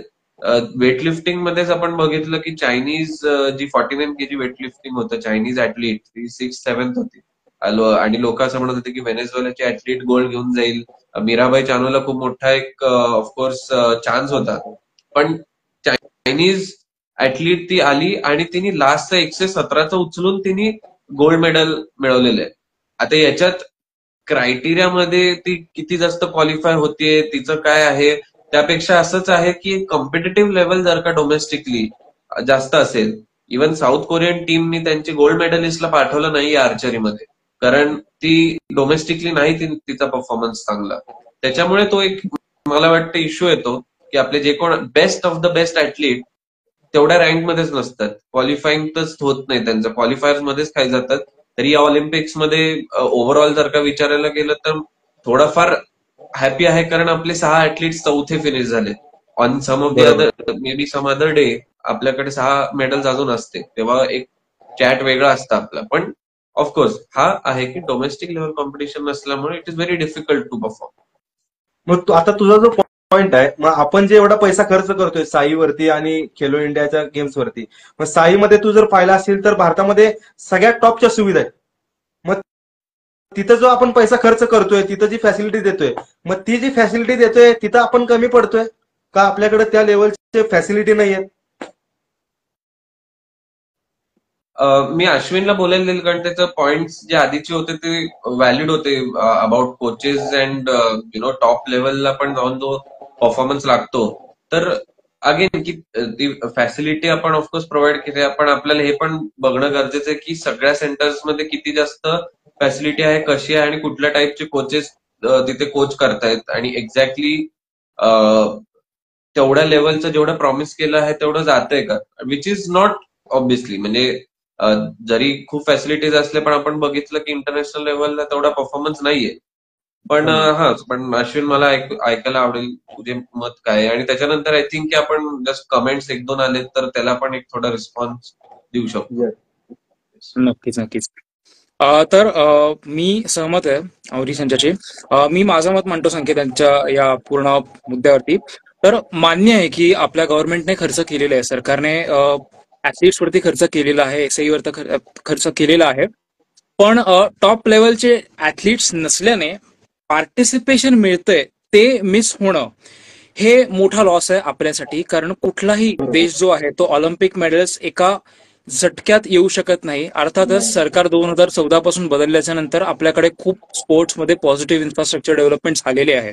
आणि आता कसं आहे, आज जे ऍथलीट्स पार्टिसिपेट करतील भलेही ते त्या राऊंडच्या फायनललाही जाणार नाहीत, पण त्यांना तो जो अनुभव असेल तो अनुभव पुढच्या 5 ते 10 वर्षांखालील खेळाडूंमध्ये ते आता जे ट्रान्सफर करतील त्याचा आपल्याला 2028ला कदाचित नाही, 2032चं ऑलिम्पिक्स बघा, आपण 2036चे ऑलिम्पिक्स बघा, त्याच्यामध्ये आपल्याला रिझल्ट जो आहे तो खूप मोठ्या प्रमाणामध्ये दिसायला लागेल. आणि कारण काय होईल की खर्च जरी तेवढाच ठेवला आपण एका बाजूने, खर्च जरी कुठे वाढवला नाही आपण, आणि कदाचित बाकीच्याही गोष्टी जशा मी म्हणालो की त्यांना जॉबची गॅरंटी जरी आपण दिली नाही, तरी सुद्धा जे अवेलेबल ऍथलीट्स आहेत त्यांना मेंटर करणारे भारतीय ऑलिम्पिक पार्टिसिपेट केलेले खेळाडू असतील, आणि तो खूप मोठा इफेक्ट त्याचा जाणव असं मला वाटतं.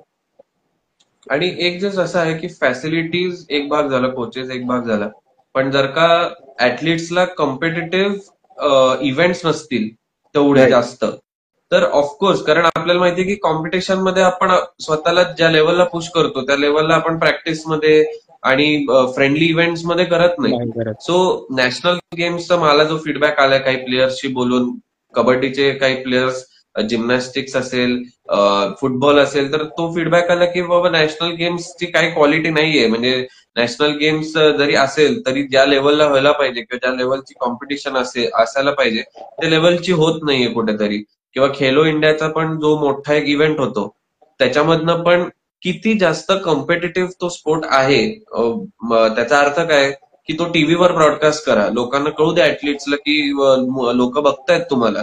ते प्रेशर तुम्ही डोमेस्टिकलाच द्या. आणि आपण क्रिकेटचं उदाहरण, सेल्फ सस्टेन्ड क्रिकेट आहे दोघं बोलले, खूप बरोबर आहे ना. आयपीएल मुळे जो एक प्रेशर हँडल करून त्या कॉम्पिटेटिव्ह लेवल, तुम्ही इंटरनॅशनल खेळायच्या आधीच इंटरनॅशनल प्लेयर्स सोबत खेळताय, ड्रेसिंग रूम मध्ये आहात, प्रॅक्टिस रूम मध्ये आहात, त्यांना तुम्ही बॉलिंग करताय, बॅटिंग करताय. तर त्यामुळे 2008 नंतर इंडियाची लेवलच वेगळी झाली कम्प्लिटली. का? कारण डोमेस्टिक लेवलला जर का इतकं जास्त प्रेशर तुम्हाला मिळतंय आणि इतकं जास्त कॉम्पिटेटिव्हनेस आहे, तर तो कुठेतरी रिफ्लेक्ट होतो मग इंटरनॅशनल स्टेजला. इथे नोवी कपाडिया जे फुटबॉलचे मोठे जर्नलिस्ट होते, तर त्यांनी पण मध्ये आय थिंक 5 का 6 वर्षांआधी बोलले होते ते की आजकाल म्हणजे जर का स्टेडियमवरच फुटबॉल बघायला कोणी नाही तर तुमच्या फुटबॉल प्लेयर्सला कळणार कसं की 60,000 70,000 लोकांसमोर परफॉर्म कसं करायचं, जेव्हा अर्धे लोक तुमचं नाव म्हणतायत अर्धे लोक तुम्हाला शिव्या देत आहेत, अर्धे लोक असं जाणून देत आहेत तुम्हाला की तू कोणच नाहीयेस बाबा, इथे 4 लोक तुझ्याहून मोठे आहेत. तर तो परफॉर्मन्स मग इंटरनॅशनल मध्ये रिफ्लेक्ट नाही होणार, म्हणून ते खूप गरजेचं आहे. नक्की. गजानन, तू पॉइंट मांडत होता काहीतरी. ऑलिम्पिक मध्ये मेडल कसे यावर point आहे की मी थोडं उदाहरण थोडा आवाज थोडा हे होतोय, फ्लक्च्युएट होतोय आवाज, फ्लक्च्युएट होतोय. एकदा व्हिडिओ ऑफ करून फक्त ऑडिओवरनं ट्राय कर. तोपर्यंत अवनीश आणि अश्विन आपण एक कमेंट घेऊ आपण. अर्षद नदीमने विदाउट फॅसिलिटी गोल्ड आणला आहे, त्यावर आपलं काय मत आहे?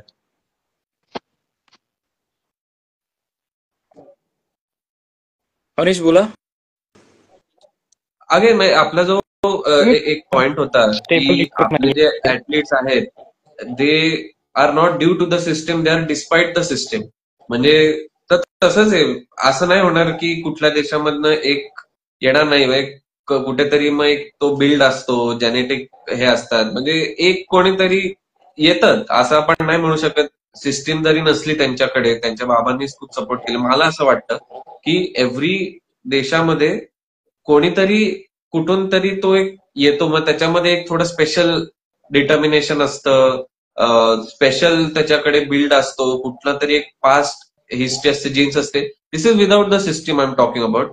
तर तेच होतं की डिस्पाइट द सिस्टीम कोणीतरी एखादा ऍथलीट असा येतो, म्हणून मला असं वाटतं की ते आहे. आणि ऑफकोर्स त्याच्या हार्डवर्कवर मी क्वेश्चन नाही करते, असं म्हणून की नाही त्याच्याकडे जेनेटिक्स, तसं नाही. त्यांनी खूप हार्डवर्क नक्कीच केलेलं आहे. आणि तो स्वतःच म्हणाला की क्रिकेट चूज नाही केल्यामुळे म्हणजे one of the best decisions की मी क्रिकेट नाही चूज केलं. तर म्हणजे सुरुवातीपासूनच त्याच्याकडे तो एक प्रेम होतं जॅव्हलिनसाठी नक्कीच, त्याच्यामुळे आलं. मला पण हे अनॉमली वाटते, जर का एव्हरी इयर ते प्रोड्यूस करत राहिले विदाउट द सिस्टीम, त्यांच्याकडे 100 ऍथलीट्स आले की जे मेडल आणतायत, तर मग कुठेतरी आपल्याला बोलायची गरज आहे की अरे हे असं का होतंय. पण without the system it is impossible. Anomaly possible असतात. त्यासोबत तू जर अवनीश पाहिला असेल तर अर्षद नदीम आणि नीरज चोप्रा हे मागच्या काही वर्षापासून दोघं कंटिन्यू आता टॉपचे 2 ऍथलीट राहिलेले आहेत, जे की दोघं एकमेकाचे आता कट्टर प्रतिस्पर्धी म्हणता येईल, की तोडीस तोड दोघं एकमेकांना परफॉर्मन्स देत आहेत. नक्कीच. बरोबर आहे. अश्विन, तुझं काय म्हणणं आहे? बरोबर, मी दोघांशी सहमत आहे. आणि सौरभ, मला प्रश्नाचं उत्तर द्यायला खरंच खूप आवडेल, कारण की नक्की जसं अवनीश बोलले की एखादा आउट ऑफ द ब्लू एक असं कोणीतरी येतोच, ज्याच्यामुळेच ते रेव्होल्युशन येत असतं. क्रिकेटच्या केसमध्ये भारतामध्ये 1983ला कपिल देवने ते केलं होतं. आपल्या इथे जॅव्हलिन थ्रोसाठी नीरज चोप्राने ते केलंय. आपल्या इथे बॅडमिंटनमध्ये प्रकाश पदुकोण यांनी केलं होतं. असे उदाहरणं असतात ज्याच्याशिवाय स्पोर्ट डेव्हलप होत नाही. पण त्याच्यासोबत जेनेटिक्स तर आहेतच, जसं दोघंही आपण बोललात. सौरभही खाली कमेंट करून बोलत आहे जेनेटिक्स आहे, नक्कीच मेहनत आहे. त्याच्यापेक्षा जास्त एक गोष्ट होती की 2016 पासून जेव्हा ते नीरज चोप्रा यांच्या सोबत एकमेकांसमोर होते, तर कुठेतरी एक ऍथलीट टॉपचा असणं हे इतर ऍथलीट्सना प्रेरित करत असतं. उदाहरण द्यायचं झालं तर मेस्सी आणि रोनाल्डो हे जर 2 वेगळ्या काळात असते तर ते कदाचित आज तितके चांगले ऍथलीट नसते जितके ते आज आहेत, कारण की दोघांनी एकमेकांना पुश केले. आणि मी मगाशी जसं म्हणालो होतो की सपोर्ट जर ग्राउंड लेवलला मिळाला. अर्षद नदीम बद्दल आपण लेख वाचला असेल की अर्षद नदीमच्या गाववाल्यांनी त्याला टुर्नामेंटला जाण्यासाठी म्हणून पैसे फंड केले आणि त्याला टुर्नामेंटला पाठवलं. तर या सगळ्या गोष्टीचा क्युम्युलेटिव्ह रिझल्ट असा झाला की तो त्या लेवलला आला, त्याला नीरज पुढे भेटला, त्याच्याकडून इन्स्पायर झाला. आणि नंतर त्यांनी अर्थातच एक खूप सुंदर जो आहे त्यांच्या देशासाठी, अर्थात तो पाकिस्तानचा आहे, पण मानलं पाहिजे की 32 वर्षानंतर एक मेडल आणि 40 वर्षानंतर एक गोल्ड त्याने, जी वानवा होती त्यांच्याकडे, जे चातकासारखे ते खरंच वाट पाहत होते, ते फायनली त्यांनी आणून दिलं. आणि आज आपल्यापेक्षा मेडल टॅलीवरती गोल्डमुळे पाकिस्तान जो आहे तो सरस झालाय या ऑलिम्पिकमध्ये. तर अजून एक कमेंट आले आपल्या भरत पाल बोलेल. हा जो पॉइंट आहे, एक जेव्हा एक टॉपचा ऍथलीट असतो तेव्हा बाकीचे सगळे प्रेरित होतात. आपण बघितलं तर नीरज चोप्राला ज्या थ्रोला गोल्ड मिळालं होतं 2021 मध्ये, त्याच्याहून जास्त टॉप 4 का 5 ऍथलीट्सचा त्या गोल्ड मेडलपेक्षा जास्त थ्रो आहे या वर्षी. हो. येस. तर अजून एक कमेंट आली आहे भरत बालकडून. Most disappointing performance was from Indian archery team. Need to be hold the players accountable as well, not just support them with blindfolds. Absolutely. नक्कीच नक्कीच हा पॉइंट आपण डिस्कस केला की डिसअपॉइंटिंग आहे आर्चरी, कारण त्यांना फॅसिलिटीज सगळे आहेत आणि one of the top players पण आहेत. कुठेतरी मे बी चॅम्पियनशिप्स मध्ये किंवा वर्ल्ड कप मध्ये बेस्ट प्लेयर्स पाठवत नाहीत बाकीचे देश, त्याच्यामुळे कुठेतरी मे बी कॉन्फिडन्स किंवा ओव्हर कॉन्फिडन्स असू शकतो की जो ऑलिम्पिक्स मध्ये नाही, कारण तो मागच्याही ऑलिम्पिक्स मध्ये खूप एक डिसअपॉइंटिंग परफॉर्मन्स नक्कीच होता आर्चरी. अश्विन आणि सौरभ, तुम्ही जर एक आर्चरीमध्ये पाहिला असेल तर एक मेन्स आणि वुमेन्स आपले भारताचा डिओ होता. त्यामध्ये जो मेन्स वाला होता तो कंटिन्यू 10 पॉईंट कव्हर करत होता आणि जी वुमेन्स वाली होती ती 8-9 ह्या रेंजने चालली होती. तर कुठेतरी तो जो एक हे होता त्या 8-9 मुळे जो मेन्स वाल्याचा जो हे होता काय म्हणतात तो कॉन्फिडन्स म्हणत असेल तो लूज होत होता. आणि त्या वुमेन्स जी होती तिनं पण ते कबूल केलं की ही मॅच आम्ही माझ्यामुळे हारलो आणि मी ह्यामध्ये त्याचा काही दोष नाहीये. तर असं वाटतं की तिचा जो या लेवलला ती क्वार्टर फायनल तिचा जो अंडर प्रेशर सिच्युएशन मागच्या मॅचेसला चांगला परफॉर्मन्स होता 9-10, पण जसं जसं वरच्या लेवलला आपले इंडियन ऍथलीट जातात तसं त्यांचा परफॉर्मन्स खाली येतोय. तर मी असं याला सांगू शकेल भरतला. बरोबर आहे. सर्वप्रथम मी भरतचं इंट्रोडक्शन करतो. भरत कोण आहे सांगतो. भरत एक प्रोड्युसर आहे. तो शॉर्ट फिल्म्स आणि फिल्म्स याच्यामध्ये असिस्टंट डिरेक्टर, प्रोड्युसर सगळे तो रोल्स करतो. त्याने क्रिकेटवरती मराठी क्रिकेट अँथमही त्यांच्या स्टेबल नंबर 3 या प्रोडक्शनचा आहे आणि त्याच्यामुळे तो इतक्या पॅशनेटली बोलतोय कारण की त्याने इतक्या पॅशनेटली स्पोर्ट फॉलो केलेला आहे. सो भरत प्रश्न योग्य आहे आणि मी सहमत आहे दोघांशी. तुम्ही पण जे दोघं बोललात मी पूर्णपणे सहमत आहे. आणि कुठल्याही खेळामध्ये, मग खेळात असेल किंवा आयुष्यात असेल, कोणीतरी आपल्याला छडी घेऊन मागे उभा पाहिजे असतो, तर कुठे आपण आपली जी आहे ती प्रोग्रेस होत राहते असं मला वाटतं. कारण आजही क्रिकेटमध्ये आपण बहुतांश जण आज जे क्रिकेटच्या विरोधात बोलतायत हे सगळेच्या सगळे क्रिकेटचे फॅन्सच होते जे आज क्रिकेटच्या परफॉर्मन्सवरती डिसअपॉइंटेड आहेत. कारण स्टार कल्चर आलंय, कारण कोणी वरून बोलणार नाहीये.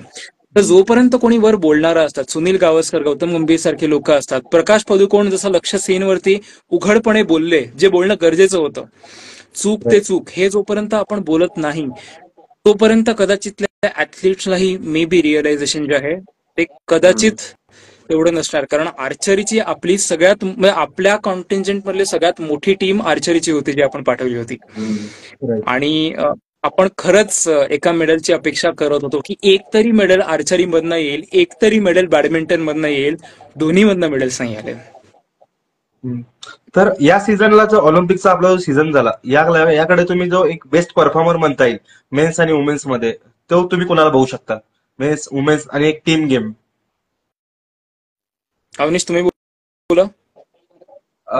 आय थिंक बेस्ट परफॉर्मन्स आपण मनू भाकर बद्दल बोलू शकतो, कारण एक्सपेक्टेड नव्हतं, कारण ऑफकोर्स 22 इयर्स ऑफ एज, पण एक ऑलिम्पिक्स ऑलरेडी एक्सपिरियन्स होता. बट या कंटेंजंट मध्ये सगळे बोलत होते की आपल्याला किती मेडल्स मिळतील, तर तिथे मनू भाकरचं कुठे इतकं नाव नव्हतं की नाही ही मेडल आणेल फॉर शुअर. जो एक शुअर शॉट आपल्याला एक असतो, नीरज चोप्रा होता. आर्चरीमध्ये आपण बोलायचो, हॉकीमध्ये आपल्याला थोडा कॉन्फिडन्स होता कारण आपला खूप छान सीझन गेला होता. पण मनू भाकर जिने 2 ब्रॉन्झ मेडल आणले, which is even more unique, म्हणजे 6 मधनं 2 मेडल्स तिचे आहेत. बेस्ट परफॉर्मन्स मध्ये तो वाटतो. थोडक्यात तिचं ऑफकोर्स 3rd ब्रॉन्झ मेडल पण राहिलं, पण टीम इव्हेंट मध्ये तिने आणलं. आणि त्याच्यानंतर of course individual 10 metre pistol, so one of the best performers. आणि टीम वाईज बोलायला गेलं तर आपण टेबल टेनिसमध्ये वुमेन्सची जी टीम आहे, जिथे जरी आपल्याला मेडल नाही मिळालं तरी एक क्वार्टर फायनल अपिअरन्स जो टेबल टेनिसमध्ये खूप अवघड आहे अचीव्ह करायला, कारण एक होल्ड आहे. तुम्ही चायना म्हणा किंवा इव्हन जर्मनी असेल किंवा कोरिया असेल, तो एक थोडा होल्ड आहे त्यांचा. आणि इथे वुमेन्स टीम आपली जी क्वार्टर फायनलला गेली, तर तो मला एक टीम खूप छान वाटतो. मी हॉकी नाही म्हणणार, कारण हॉकीकडनं कुठेतरी जर्मनीला हरवण्याचे एक्सपेक्टेशन्स होते.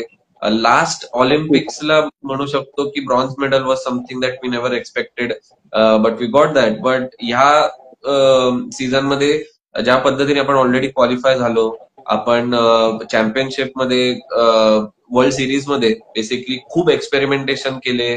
आपण वर्ल्ड सिरीज मध्ये ऑस्ट्रेलिया, जर्मनी या लोकांची कम्पिटेटिव्ह हॉकी खेळू शकलो आणि आपण आय थिंक 4th का 5th रँक आहोत आता. आणि याच्यामध्ये आपल्याला जो वेळ मिळाला सगळं करायला, आणि ग्रुप स्टेजमध्ये ज्या वेळेने आपण ऑस्ट्रेलियाला हरवलं, बेल्जियमला टफ दिला, अर्जेंटिनाला टफ दिला, तो इट वॉज एक्सपेक्टेड की आपण गोल्डची मॅच तर नक्कीच खेळणार. म्हणून मी हॉकी नाही, पण मी टेबल टेनिस आणि मनू भाकर असं मी सांगतो. तुझं काय मत आहे अश्विन? मी अगदी पूर्णपणे सहमत आहे. मी अगदी हे दोनच पिक्स करणार होतो.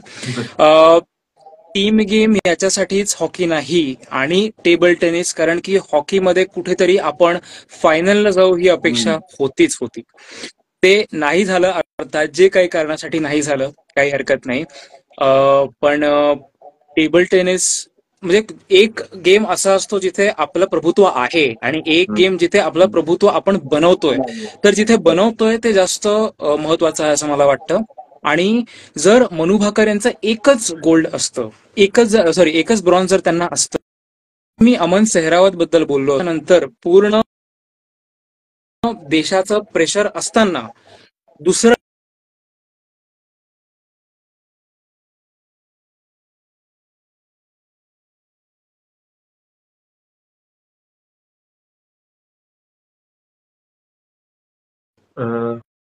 गजानन तर मी सांगेन की तू जर इंडिव्हिज्युअल मध्ये पाहिला असेल तर माझे एक नाही तर दोन पिक्स असतील, एक अमन सेहरावत आणि मनू भाकर. तर अमन सेहरावत जो हा सगळ्यात आता भारताचा यंग ऍथलीट आहे ज्यानं आता कुस्तीमध्ये ब्रॉन्झ मेडल मिळवलं. तू त्याचा जर एक हिस्ट्री पाहिला असेल तर खरंच एक हार्ड वर्किंग ऍथलीट आहे, ज्यानं त्याच्या यंगच्या मॅचेसमध्ये सुद्धा आता चांगले वर्ल्ड मॅचेसमध्ये त्याने चांगला परफॉर्मन्स दिलाय. मनू भाकर बद्दल बोललास तर तू, ती पण एक 22 वर्षाची ऍथलीट आहे जिनं कंटिन्युअस सातत्यानं जो लास्ट ऑलिम्पिकचा जो तिचा एक्सपिरियन्स होता तो पणाला लावून तिनं यावर्षी त्यावरती आपल्या मागच्या वर्षी ज्या चुका झाल्या त्या यावर्षी न होता माइंड किती फोकस असलं पाहिजे हे तिच्याकडून तिनं आता सर्वांना दाखवून दिलं की जरी माझ्यावरती प्रेशर असलं, तू लास्टचे जर इलिमिनेशन राऊंड पाहिला असेल तर एक शूट एक ऍथलीट आउट, एक शूट एक ऍथलीट आउट, त्या प्रेशरमध्ये सुद्धा तो आपला माइंड काम ठेवणं आणि ते शूट करणं हे खरं आपल्याला जेवढं सोपं वाटतं तेवढं ते त्या लेवलला नसतं. हे आपण एक्सपिरियन्स आपल्याला होणार नाही. आपल्याला वाटतं की नाही हे अजून थोडं जर चांगलं मारलं असतं तिला सिल्वर भेटलं असतं. तर ह्या ज्या एक्सपेक्टेशन असतात ज्यावेळी आपण ग्राउंड लेवलला असतो स्वतः आपण करेल त्यावेळी आपल्याला ती सिच्युएशन समजते. पण खरंच या सिच्युएशन मध्ये तिनं जे आपल्याला 2 मेडल आणले आणि तिसरा जो ट्राय होता, खरंच हॅट्स ऑफ. आय थिंक आपण सांगितल्याबद्दल हा बोल. गजानन सॉरी, बोल. जरा असं कनेक्शन प्रॉब्लेम असल्यामुळे जरा वर आलो मी. बोल.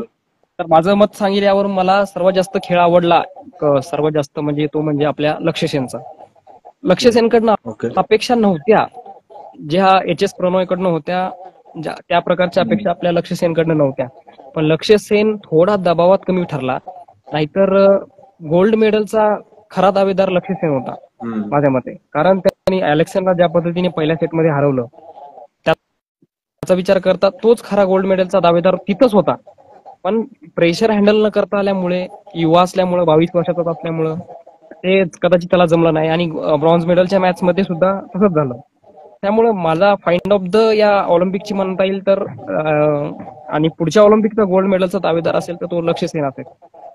आणि टीम मध्ये काय बघू शकतोस तू गजानन? टीम मध्ये टेबल टेनिसच म्हणता येईल, 100% टेबल टेनिस. तर आता आपल्याला एक कमेंट आली आहे की अरे तुम्ही क्रिकेट बद्दल एवढं बोलताय पण ते लोक तुम्हाला विचारतात का? आय थिंक हा खूप जास्त चांगला प्रश्न पण आहे, कारण इथे आपल्याला क्लॅरिफाय करायला मिळतं की जेव्हा आपण बोलतोय क्रिकेटचं एक वर्चस्व आहे किंवा क्रिकेट खूप लोक बघतात, तिथे कुठेतरी कॉम्प्लिमेंट आहे क्रिकेटला पहिली गोष्ट.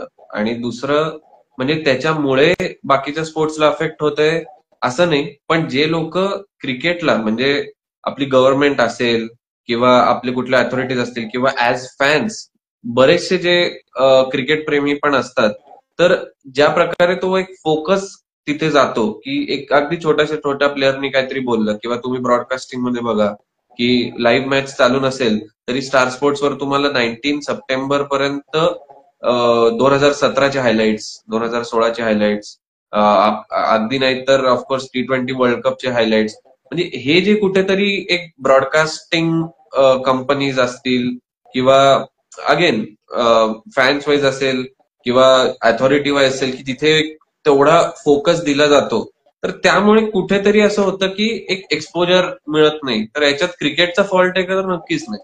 क्रिकेट पुढे आले दुसऱ्या खेळांना दाबून, तर नक्कीच नाही. पण याचा इफेक्ट काय पडतो ही एक सेम रियालिटी आहे पॅरलल. बरोबर आहे. मी मराठी क्रिकेट ह्याचं पहिले रिस्पॉन्ड करीन की नक्कीच क्रिकेटर्स मे बी आम्हाला विचारत नाहीत, आपल्याला विचारत नाहीत. तसंच आपल्याला मनापासून प्रेम आहे नीरज चोप्रा, मनू बकर, तेही आपल्याला विचारणार नाहीत, परंतु ते आपल्याला विचारत आहेत म्हणून आपलं प्रेम आपल्या खेळासाठी किंवा कुठल्याही आपल्या देशाच्या खेळासाठी कधीच कमी होत नसतं. आणि माझ्या मते तुम्ही स्वतःचं उदाहरण आहात. तुमचं नाव मराठी क्रिकेट आहे. आज मी तुमच्या पोस्ट पाहतो, मराठी क्रिकेटच नाही, तुम्ही सगळ्याच पोस्ट छान टाकत असता. सो आपलं प्रेम कमी होत नाही. आणखीन एक क्रिकेट संदर्भात जर सांगायचं झालं तर ही गोष्ट कुठेतरी अनफॉर्च्युनेट पण आहे. क्रिकेट वाढीमध्ये मगाशी आम्ही जे एक 2-3 मुद्दे मांडले त्याच्या व्यतिरिक्त अजून एक हिडन मोटिव्ह हा असतो, कारण क्रिकेटमध्ये ऍडव्हर्टाईज जास्त दाखवतात. हा खूप मोठा कमर्शियल ऍस्पेक्ट असतो. एक T20 मॅच मध्ये जेव्हा 4 तासांचा गेम चालतो तेव्हा 15 मिनिटांचा मधला ब्रेक असतो आणि प्रत्येक ओव्हरच्या नंतर 30-30 सेकंदांचे असे 40 ब्रेक मिळतात. सो टोटल जवळपास 4 तासामध्ये 35 ते 40 मिनिटांची ऍडव्हर्टाईज दाखवता येते. आणि हे T20 जो शॉर्टेस्ट फॉर्मॅट आहे याच्याबद्दल आपण बोलतोय. आणि तसंच जर आपण लॉंगेस्ट फॉर्मॅट बद्दल बोललो तर 100 ऍड ब्रेक्स आणि 40 मिनिटांचा मधला ब्रेक असतो. सो हा जो कमर्शियल ऍस्पेक्ट आहे त्याच्यामुळे क्रिकेटला जे जितकं आज महत्व मिळालं पाहिजे त्याच्यापेक्षा जास्त मिळत आहे असं माझं म्हणणं आहे, म्हणजे कमर्शियल ऍस्पेक्ट नुसार. बरोबर. अजून एक पण आहे, पण तसं आपण बघायला गेलो तर एक एक्साइटमेंट लेवल क्रिकेटमध्ये शेवटी थोडी जास्त पण आहे की जेव्हा फास्ट बॉलर येतो आणि 140चा तो स्पीडनी टाकतोय, 150चा स्पीडनी टाकतोय, तो बॅटर त्याला कसा रिस्पॉन्ड करेल. आणि हेच कारण आहे की men's cricket is so much watched than women's cricket. आणि कारण विमेनचे अनफॉर्च्युनेटली अजून पेस बघायला गेलो तर 100 किंवा 110 पर्यंत जो फास्टेस्ट असेल तिचे ते जातात. त्याच्यामुळे मला हे पण म्हणायला आवडेल, म्हणजे I am not calling out anyone, पण किती क्रिकेट फॅन्स आहेत की जे जितके जास्त इंडियन मेन्स क्रिकेट बघतात तेवढंच जास्त वुमेन्स क्रिकेट बघतात.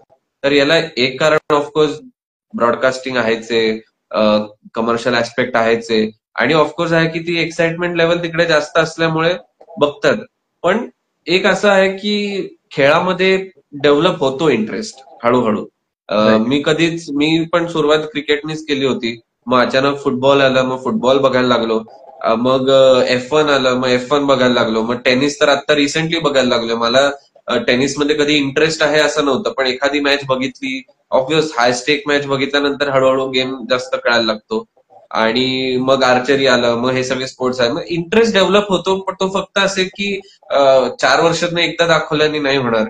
तुम्हाला ऑलिम्पिक्स नंतर पण जे खेळ होतात आर्चरीचे ते पण तुम्ही दाखवा टीव्हीवर, मग लोक फॉलो करतील. जेव्हा त्यांना बॅक स्टोरी कळेल, अमन शेरावत कोणाला माहितीच नव्हता, किंवा आपले जे आर्चर्स आहेत ते कोणाला माहितीच नाहीये, ऑलिम्पिक्सला येतात तेवढं कळतं. त्याच्यानंतर तुम्ही दाखवलं तर कुठेतरी अजून डेव्हलप होणार आहे. आणि क्रिकेटची जागा घेऊ नका, पण जेव्हा क्रिकेटचे तुम्ही 5-10 वर्षांआधीचे हायलाइट्स दाखवता त्यापेक्षा आत्ताच 1 वर्ष आधीची कुठली तरी एक आर्चरी टुर्नामेंट किंवा बॅडमिंटन टुर्नामेंट ती दाखवा. येस. तर या सगळ्या गोष्टीकडून मी थोडासा डायव्हर्ट होतोय की खाशाबा जाधवानंतर महाराष्ट्राला ज्यानं पहिलं ब्रॉन्झ मेडल आणून दिलं तर स्वप्नील कुसाळे. तर महाराष्ट्रासाठी एक अभिमानाची गोष्ट आहे नक्कीच की ज्यानं तुम्ही जर त्याची स्टोरी पाहिला असेल तर तो पुण्याच्या रेल्वे स्टेशनवरती ऍज अ टीसी म्हणून काम करत होता. टीसी मधून 6 तासाची ड्युटी केल्यानंतर तिथून तो रूमवरती आवरून जाऊन मग बालेवाडी स्टेडियमला जायचा प्रॅक्टिसला.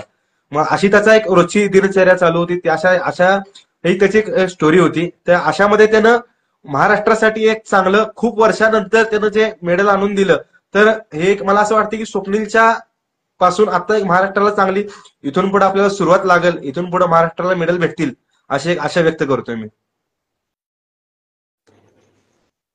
नक्कीच नक्कीच. म्हणजे महाराष्ट्राच्या मेडल बद्दल काय मत आहे? बोला, तुम्ही बोलत होता अवनीश. नाही, मी जस्ट कॉंग्रॅच्युलेशन्स, कारण खरंच खूप मोठी गोष्ट आहे. आणि महाराष्ट्र स्टेटकडे आपण बघतोय नॅशनल्स आणि खेलो इंडियामध्ये पण महाराष्ट्राकडे किती मेडल्स असतात. कुठलेही स्पोर्ट घेतला तरी थोडं आहे डिसअपॉइंटमेंट की आपले ऍथलीट्स तेवढे अजून महाराष्ट्राकडनं तेवढे मेडल्स आलेले नाहीत. पण ऑफकोर्स हॉकीमध्ये आपले लेजंड आहेत, कुस्तीमध्ये लेजंड आहेत, ऑलमोस्ट स्पोर्ट्समध्ये सगळीकडे आहेतच. तर होपफुली हे व्हावं. आणि कोल्हापूर, सांगली आणि वेस्टर्न महाराष्ट्र काय जागा आहेत तिकडच्या गावामधनं जर का आपण खरंच एम्पॉवर करू शकलो ऍथलीट्सला, तिकडनं आणू शकलो, विदर्भ आहे ऑफकोर्स, म्हणजे मला कुठेतरी मुंबई, पुणे हे जे शहर आहे किंवा मेट्रोपॉलिटन सिटीज आहेत तिकडनं थोडं मला असं वाटतं की it's very difficult to get someone किंवा एक ऑलिम्पिक लेवलचा ऍथलीट. तुम्ही ट्रेनिंग फॅसिलिटीज प्रोव्हाइड करा नक्कीच, ऍथलीट्सला पुण्यात आणा, मुंबईत आणा आणि तिथे राहायला जागा देऊन फॅसिलिटीज इकडे बांधा. पण घेऊन आणायला तुम्ही नक्कीच हे सगळे छोटे छोटे जे शहरं आहेत किंवा गाव आहेत तिकडनंच आणू शकता आणि महाराष्ट्र होपफुली अजून मेडल्स नक्की आणेल. मला यावरती एक आठवतं अवनीश, ज्यावेळी आपण प्रो कबड्डीला दबंग दिल्लीच्या सरांचा इंटरव्ह्यू घेतला होता अश्विन, मी तुला एक नक्की ही गोष्ट सांगेन की हरियाणा आपल्या खेळामध्ये का पुढे आहे, कारण की त्यांच्या प्रत्येक जिल्ह्यामध्ये, आपल्या जसं पुण्यामध्ये बालेवाडी स्टेडियम आहे तसं प्रत्येक सर्व सोयीनियुक्त तिथं प्रत्येक जिल्ह्यामध्ये स्टेडियम आहेत, फॅसिलिटी आहेत, त्या लेवलची फॅसिलिटी आहे. त्यामुळं असं नाही की आता मला जर मी सांगलीच आहे तर मला ही फॅसिलिटी पाहिजे तर मला पुण्यामध्ये येऊन राहावं लागतं. तर ते काही प्लेयरांना अफोर्डेबल असतं, काही नसतं. जर ती फॅसिलिटी जर मला माझ्या जवळपासच्या एरियामध्ये असेल तर माझ्यासारखे अजून 4 खेळाडू तिथे येतील. मी जर माझ्याकडे पैसे असतील, मी जर विचार केला तर मी एकटा जाईल. पण ज्या खरंच 4 खेळाडूंकडे कॅपॅसिटी आहे आणि पण त्यांच्याकडे आर्थिक पाठबळ नाहीये, अशा खेळाडू जे मागं पडतात ते हरियाणामध्ये कुठेतरी होताना दिसत नाही. त्यामुळे तू आता जर पाहिला असेल पार्टिसिपेशन मध्ये सुद्धा हरियाणा पुढे आहे. तर हे काही रिझन्स आहेत. महाराष्ट्रामध्ये जर ह्या गोष्टी डेव्हलप झाल्या की प्रत्येक एका जिल्ह्यात राहू दे, स्टार्टिंगला 2-3 जिल्ह्यामध्ये मिळून सुद्धा एक आपण केलं तरी एक चांगली आपली प्रगती होऊ शकते यामध्ये, असं मला वाटतं. नक्कीच. मी पूर्णपणे सहमत आहे तुमच्या दोघांची. डिसेंट्रलायझेशन मध्ये खेळात असो, राजकारणात असो, कुठेही असो, ते होणं जास्त महत्वाचं असतं. कारण जेव्हा डिसेंट्रलायझेशन होतं तेव्हा गोष्टी खूप जास्त सुखकर होतात. तुम्ही मगाशी याच्याबद्दल बोललात, स्वप्नील बद्दल. एवढंच सांगेन, प्रचंड अभिमान वाटला एक म्हणजे, कारण की इतक्या वर्षांनंतर, म्हणजे 1952 नंतर, 72 वर्षांनंतर, म्हणजे विचार करा की जे आज जी लोक 75-76 वर्षांचे आहेत त्यांनी त्यांच्यासाठी किती मोठा खंड पडलेला आहे. त्याच्यानंतर आलेल्यासाठी आपल्यासारखे सगळेजण आपण पहिलं मेडल महाराष्ट्राला मिळताना पाहिलंय.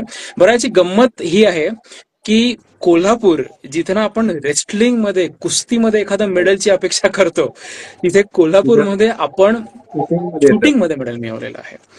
त्याच्यामुळे ही गोष्ट खरंच खूप, स्वप्नील यांचे खरंच आभार की महाराष्ट्राला एक, जो आपण म्हणतो की आपण पण जसं पाकिस्तान एक देश म्हणून वाट पाहत होता, तसं आपण मराठी लोक सुद्धा एक वाट पाहत होतो की एक मराठी ऍथलीट इंडिव्हिज्युअल मेडल घेऊन कुठलं तरी येतोय.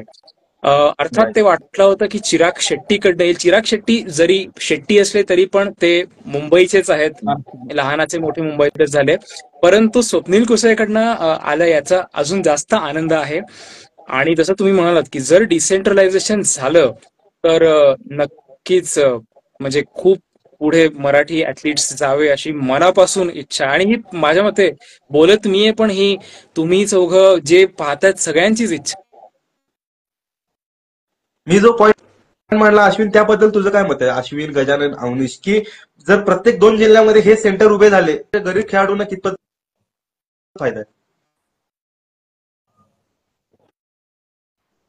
गजानन बोला. सो बोला. नक्कीच म्हणजे तो डिसेंट्रलायझेशनचा पॉइंट खूप जास्त बरोबर आहे. बिकॉज सेंट्रलाइज झालं की काय होतं की पॉवर काही लोकांकडे येते आणि ते पुण्यात झालेलं आहे. म्हणजे खूप अनफॉर्च्युनेट आहे की पुण्यामध्ये प्रत्येक स्पोर्टमध्ये आता कुठल्या प्रकारचं तरी एक पॉलिटिक्स आहे. का? कारण पुणे जो जिल्हा आहे प्लस बाकीचे जे थोडेफार डिस्ट्रिक्ट येतात, तर ते पुण्यामध्ये कुठेतरी एक सेंट्रलाइज्ड सिस्टीम बघतात मुंबईपेक्षा. तर त्याच्यामुळे ते होतं. कारण शेवटी असं आहे की बाबा हा कोणीतरी 200-300 किलोमीटर लांबनं आलाय, तर मी तुला का आधी घेऊ, बाबा हा आमचा पुण्याचाच आहे. तर ते कुठेतरी होतं. तर त्याच्यामुळे असंच पाहिजे की तुम्ही एम्पॉवर करा. तुम्ही प्रत्येक जळगाव असेल, कोल्हापूर, सांगली, चंद्रपूर, नागपूर वेस्टर्न जे महाराष्ट्राचे ईस्ट साइड ऑफ महाराष्ट्र पण जे आहे की जिथे लक्ष दिलं जात नाही. महाराष्ट्र लोकांना जरी आपण $500 बिलियन जीडीपी आपण म्हणतोय तरी ती मुंबई, पुणे, नागपूर, नाशिक हेच आहे ना मिळून, बाकीचं काय आहे. त्याच्यामुळे आपल्याला तिथे खरंच आहे की तिथे फॅसिलिटीज समजा दिल्या आणि शेवटी ऍस्पिरेशन्स कमी असणार आहेत किती बोललं तरी. एक शहरातल्या एका यंग माणसाला तुम्ही म्हणाला की तू स्पोर्ट्स खेळ, मी तुला $10,000 देतो, तो म्हणेल की $10,000 मध्ये माझं काय होणार आहे. पण जर का शेवटी गावातल्या माणसाला तुम्ही म्हणालात की तू खेळलास तर मी तुला $10,000 देईल, तर त्याचं लाईफच चेंज होऊ शकतं. तो खेळून त्याला जे आवडतंय त्याच्याने तो आईबाबांना मदत करू शकतो, त्याचं घर नीट करू शकतो आणि एका लेवलला पोहोचल्यानंतर मग त्याला काहीच स्टॉपिंग नाहीये. मग त्याला जितके पैसे आहेत तितके पैसे आहेत. तर तिथनं नक्कीच. आणि एक खूप असा पण पॉइंट आहे की जेव्हा आपण नेचरच्या जवळ असतो, शहरामध्ये ओपन स्पेसेस कम्प्लिटली बंद झालेले आहेत.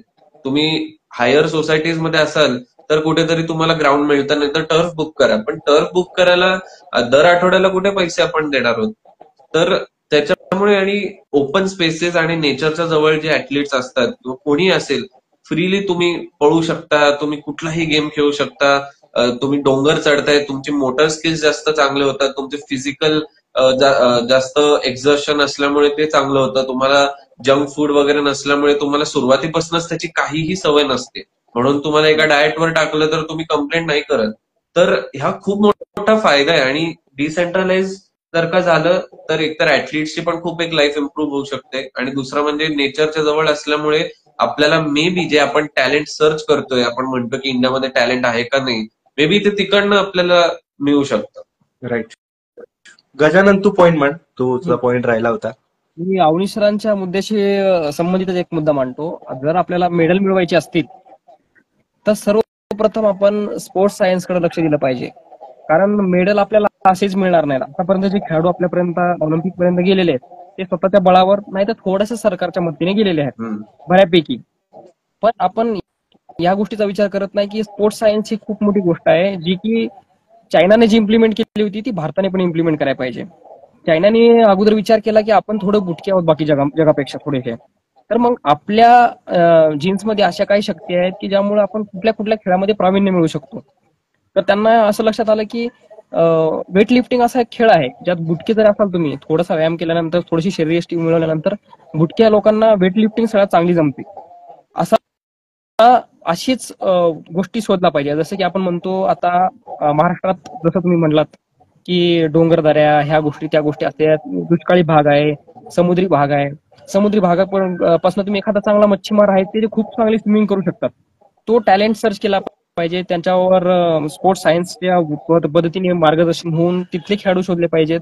जे आपल्या दुष्काळी भागात आहेत ते चांगले रनर तयार होऊ शकतात, जे डोंगरदऱ्यात आहेत ते सुद्धा चांगले रनर तयार होऊ शकतात. ऍथलेटिक्स बॉडी असते त्यांची, हाय जम्प करू शकतात. त्यामुळे माझं असं मत आहे की स्पोर्ट्स सायन्स या गोष्टी शोधत, खेड्यागावात शोधत स्पोर्ट्स सायन्सचा विचार करत एका विशिष्ट प्रभागात की बाबा या साईडची लोक जरा पळण्यात जास्त चांगली आहे, मग तिथं त्या फक्त पळण्याच्या स्पर्धा भरवल्या पाहिजे. ह्या साईडची लोक स्विमिंग जास्त चांगली करतात, कारण ते जनुक खूप मॅटर करतात आपल्याला. जसं चायनाचं बोलतो आपण, जसं आफ्रिकन लोक आहेत जे उन्हात खूप असतात, त्यामुळे त्यांना आपण पाहतो की रनिंग मध्ये, ऍथलेटिक्स मध्ये खूप सगळ्यात जास्त चांगले असतात. त्यामुळं मला वाटतं की थोडं स्पोर्ट्स सायन्सकडे लक्ष दिलं तर भारत मेडल नक्कीच आणेल, आणि हे सर्वात महत्वाची गोष्ट आहे जी भारत लॅक करतोय सगळ्यात जास्त आता. अश्विन, तू पॉइंट म्हण. बरोबर. मी तुमच्या तिघांच्याही मताशी पूर्णपणे सहमत आहे. स्पोर्ट्स सायन्स वरती जर भर दिला तर अर्थातच आपल्याला रॉ टॅलेंट्स मिळतील. म्हणजे आज आता मी शहरात वाढलेलो आहे, मी कधी फारसा पळालेलो नाही, आणि मी उद्या 100 मीटर स्प्रिंटसाठी मी जर गेलो तर नॅचरली माझा परफॉर्मन्स तेवढा स्ट्रॉंग येणार नाहीये. माझी उंची 5 फूट आहे तर मी हाय जम्पला जाऊ शकत नाही, कारण हाय जम्पला माझ्या उंचीपेक्षा 1 फूट उंच ते उडी मारत असतात. तर या गोष्टी आयडेंटिफाय करणं तर इम्पॉर्टंट आहेच. आणि जसं अवनीश आणि संकेत तुम्ही म्हणाला, डिसेंट्रलायझेशन, या दोन गोष्टी जर एकत्रितपणे आल्या तर नक्कीच बेनिफिट मिळेल. याचं एक सर्वात चांगलं उदाहरण आहे सातारामध्ये एक आर्चरीची जी अकॅडमी सुरू केलेली आहे, त्याच्यातून प्रवीण देवताळे, आदिती स्वामी सारखे यंगेस्ट वर्ल्ड चॅम्पियन्स जे आहेत ते आपल्याला मिळाले. जसं तुम्ही म्हणालात की सातारच्या जस्ट बाहेर वाढे नावाचं एक जे गाव आहे, तिथे त्यांनी ती अकॅडमी एका रिटायर्ड म्हणजे ऍक्च्युली ते 35 वर्षांचे आहेत, पण त्यांनी ती पोलीस सोडून त्यांनी ती आर्चरीची अकॅडमी स्टार्ट केली आणि तिथे त्यांनी ट्रेनिंग दिली आणि मग त्यांना त्याचा रिझल्ट त्यांनाच नाही तर आपल्या देशाला मिळाला. So decentralisation, identification of talent ह्याचा जर संगम झाला तर नक्कीच भावी याच्यामध्ये भारताचं जे भविष्य आहे ते उज्ज्वल असेल. आणि जसं खाली आपले मित्र ते जर क्रिकेट बद्दल बोलत असेल तरी त्यांनी राजकारण हा जो शब्द वापरला आहे, तेही राजकारणाचा म्हणजे राजकारण हे लागतं, राजकारणी लागतात, कारण की फंड्स हे राजकारणी लोक आणू शकतात. उद्या जर मी स्पोर्ट्स पर्सन आहे तर मी त्या बॉडीवरती असेल तर कोणी तिथे मला फंड्स देणार नाहीये, पण तिथेच एक मोठे पुढारी असले तर ते फंड्स आणू शकतील. पण त्यांचं काम फंड्स आणण्यापुरतं असलं पाहिजे आणि त्याच्यासाठी त्यांचा यथोचित सन्मान कायम झाला पाहिजे. त्याच्या व्यतिरिक्त फेवरेटिझम जर करण्यात आलं तर राजकारण जे आहे ते घातकच आहे. जे ऋतुराज गायकवाड यांच्या सोबतही झालंय. मराठी क्रिकेट ऋतुराज फॅन महाराष्ट्र, आपण एक व्हिडिओ त्याच्या संदर्भात अख्खा बनवलेला आहे, तुम्हाला लिंक नंतर शेअर नक्की करू याच्यावरती. तर आपण म्हणजे खूपच जास्त एक्झॅक्टली मी सपोर्ट करेल या पॉइंटला की पॉलिटिक्सनी जे रुईन केलेलं आहे आपल्या स्पोर्ट्सला, तो सर्वात मोठं कारण आहे. आणि फंड आणण्यापर्यंत ते तेवढंच तुमचा तो रोल ठेवा. जर का तुम्हाला पॉवर एक्सरसाइज करून तुम्हाला स्पोर्ट्सला कंट्रोलमध्ये आणायचं असेल, काही करायचं असेल, तर त्याची वाट लागलेली आहे. रेसलिंग बघा तुम्ही, ऍथलेटिक्स बघा, बॅडमिंटन बघा, फुटबॉल बघा. फुटबॉलमध्ये म्हणजे बेसिकली असं होतं की तख्तापलट दिल्लीमध्ये झाला की आपल्या सगळ्या अथॉरिटीजचे सेंटर जे मेन अथॉरिटी आहेत, प्रेसिडेंट्स आहेत, ते सगळे बदलतात. आता त्याच्यात चांगलं काम किती होतं काय नाही ते आपल्याला सगळ्यांनाच माहितीये आणि गरज नाहीये, आपल्याला पॉलिटिशियन्सची गरज नाहीये. आणि आपण जसं क्रिकेटमध्ये आता थोडंसं आणतोय की एका सिंगल इंडिव्हिज्युअलला प्रेस करण्यापेक्षा टीमला आपण प्रेस करायला पाहिजे. तसंच मी पण एक रिक्वेस्ट करेल सगळ्यांना की तुमचं किती फेवरेट पॉलिटिशियन असलं आणि किती तुम्हाला जे पाहिजे ते बोलत असले तरी त्यांना क्रिटिसिझम करणं हे तेवढंच महत्वाचं आहे. आणि जस्ट बिकॉज तो माणूस मोठा आहे म्हणून त्याचं बरोबर असेल हे आपण मान्य कधीच करू नाही शकत. आणि ते आपण रेसलिंगमध्ये एक्सपिरियन्स केलेलं आहे आणि आपण अजूनही स्पोर्ट्समध्ये एक्सपिरियन्स करत राहू जर का पॉलिटिक्स स्पोर्ट्समधनं गेलं नाही तर. नक्कीच आजचा एक छान एपिसोड झाला. जे काही चांगले कन्व्हर्सेशन झाले, छान आपल्याला प्रत्येकाचे वैयक्तिक मतं जाणायला लागली की कोण. चल बोल गजानन. आवाज कट होतोय.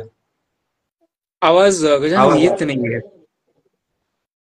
आवाज येत नाही, फक्त लिपसिंग दिसत आहे. हा, मला हे एंड करण्या अगोदर एक जाणून घ्यायचं तुमच्या सगळ्यांकडनं की या पॅरिस ऑलिम्पिकमध्ये अशा कुठला खेळाडू होता ज्यांच्याकडनं सगळ्यात जास्त तुम्हाला अपेक्षा होत्या पण त्या पूर्ण नाही झाल्या, असा कोणता एक खेळाडू आहे? माझ्यासाठी बघायला गेशील तर मी पहिला सांगेन की पी.व्ही. सिंधू, की अख्ख्या पूर्ण भारताने तिच्याकडून अपेक्षा लावल्या होत्या आणि मला असं वाटतं की ते अंडरडॉग प्रेशरमध्ये ती कदाचित हे झाले असेल, कारण तिच्याकडे तेवढ्या लेवलचा टॅलेंट आहे, तिच्याकडे तेवढा सगळ्यात जास्त एक्सपिरियन्स खेळाडू म्हणता येईल.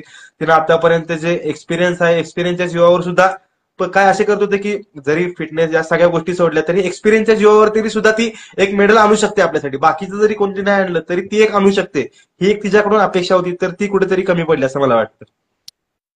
अश्विन, तुझं काय मत आहे? माझं जर तुम्ही अर्थात नीरज चोप्रा तर असणारच आहे, कारण की नीरज चोप्रा यांच्याकडनं पूर्ण देशाचा अपेक्षा करत होता. पण नीरजच्या व्यतिरिक्त जर एक ऍथलीट आहे ज्यांच्याकडनं मी प्रचंड अपेक्षा करत होतो त्या होत्या मीराबाई चानू. कारण माझ्या मते मीराबाई चानू ह्या गोल्डच्या कंटेंडर होत्या आता सुद्धा. पी.व्ही. सिंधू माझ्या फेवरेट आहेत, मी गजाननची पर्सनल बोलताना सुद्धा बोललेलो आहे बऱ्याचदा. परंतु पी.व्ही. सिंधूना इंजुरी झाल्या होत्या याची कल्पना होती आणि त्याच्यामुळे त्यांचे रिफ्लेक्सेस थोडे कमी झाले होते याची कल्पना माहिती होती. मीराबाई चानूचं ते महिलांचा प्रॉब्लेममुळे थोडं झालं, त्यांनी नंतर हे पण केलं, डिस्क्लोज पण केलं की काही प्रॉब्लेम असल्यामुळे पिरियड्स वगैरे आल्यामुळे नाही करता आलं. अन्विश, तुमचं काय म्हणणं आहे? अवनीश सॉरी. हा, नाही मी जस्ट सांगितलं. अश्विन आय थिंक त्याचं राहिलंय थोडंसं बोलत होता.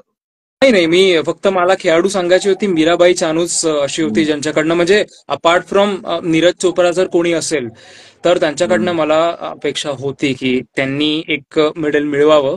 अर्थात ते झालं नाही, हरकत नाही, पण बोलत मी. सो ते बरोबर आहे. म्हणजे गोल्डची अपेक्षा फक्त नीरज चोप्राकडनंच होती. बाकी तसं बघायला गेलं तर माझा अंदाज पण सुरुवातीला असं होता की आपल्याला एक 5 ते 6 मेडल्स मिळायची शक्यता आहे. बरेच लोक म्हणत होते की मे बी आपण 10च्या वरती जाऊ, कारण ओव्हरऑल एक माहोल तसा होता की आपले ऍथलीट्स थोडं चांगलं करतायत. मला असं एक्सपेक्टेशन्स ऑलिम्पिक्स मध्ये जाताना कोणाकडनं नव्हतं असं एक्झॅक्टली की नाही हे मेडल आपल्याला पाहिजे. पण जे विनेश फोगाट सोबत झालं तेच मला खूप वाटतं की पहिल्या दिवशी जेव्हा वर्ल्ड नंबर 1 ला हरवलं आणि ज्या इव्हन सेमीफायनल जर का बघितली तिच्यावर तो 30 सेकंडचा टायमर आला होता की पॉइंट नसेल तर मग इक्वल पॉइंट्स होणार. क्युबाची होती आय थिंक ऑपोनेंट जी होती ती, तर जे 2-1 लीड करत होते तर ते 2-2 झालं असतं. पण तिने त्या 30 सेकंड मध्ये जो होल्ड घेतला, इट वॉज व्हेरी क्लिअर की she had all the plans in the mind की मला कधी अटॅक करायचंय, कसा करायचंय. त्याच्यानंतर जे एक्सपेक्टेशन्स बिल्ड झाले, त्याच्यानंतर असं होतं की गोल्ड आपलं आहे. रेसलिंग 50 kg कॅटेगरीमध्ये कम्प्लिटली असं होतं की आपण जेव्हा फायनलला जाऊ तेव्हा आपण ऍज फेवरेट जाऊ. पण जे शेवटी झालं तर ते सर्वात डिसअपॉइंटिंग होतं. सो मला तीच एक ऍथलीट वाटते की तिने एक इंडियाला ज्या पद्धतीचं होप दिलं आणि त्याच्यानंतर जो स्ट्रेट डिसअपॉइंटमेंट जी आपल्याला मिळाली, तर ते माझं नाव असेल.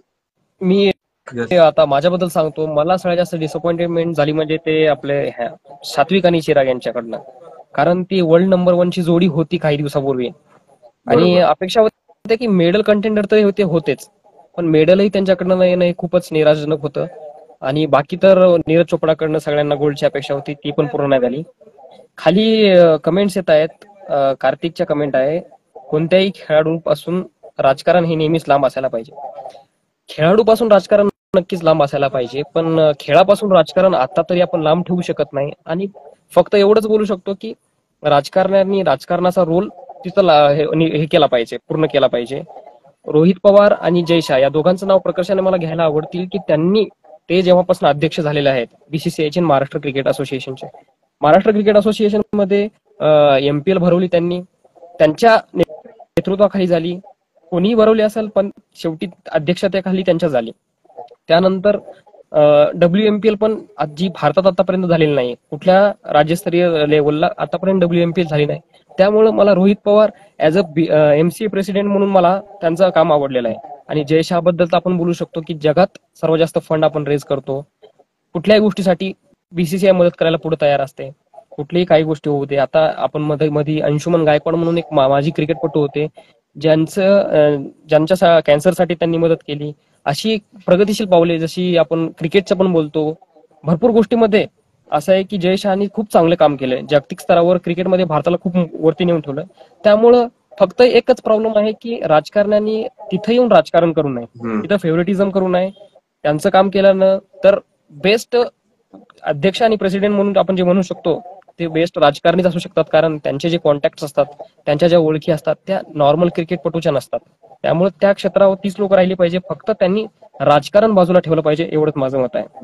खेळ खेळाच्या ठिकाणी राहायला पाहिजे, राजकारण राजकारणाच्या ठिकाणी राहायला पाहिजे असं मला वाटतं. बरोबर आहे. माझ्या मते खेळासाठी राजकारण झालं पाहिजे, खेळाडूंसाठी नाही झालं पाहिजे. बरोबर. तर अश्विन, तू आता एंड करू शकतोय. नाही, तुम्ही करा. तुम्ही माझ्यापेक्षा सगळेच अनुभवी आहात.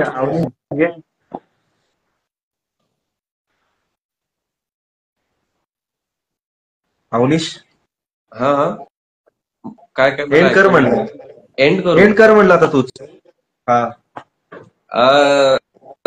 आय थिंक म्हणजे मला असं वाटतं की तुम्ही दोघांनी संकेत तू करू शकतो. मी जस्ट लास्ट बोलेल की स्पोर्ट्स हा खूपच म्हणजे हृदयाला लागणारा खेळ, काहीतरी एक विचित्र गोष्ट आहे. आपल्याला माहित नाही, कधीच आपल्याला कळणार नाही की आपल्याला स्पोर्ट्स का आवडतं. आपण त्या लोकांना ओळखत नाही, आपण कधी भेटलो नाही, आपण कधी मे बी त्या लेवलला खेळलोही नसू.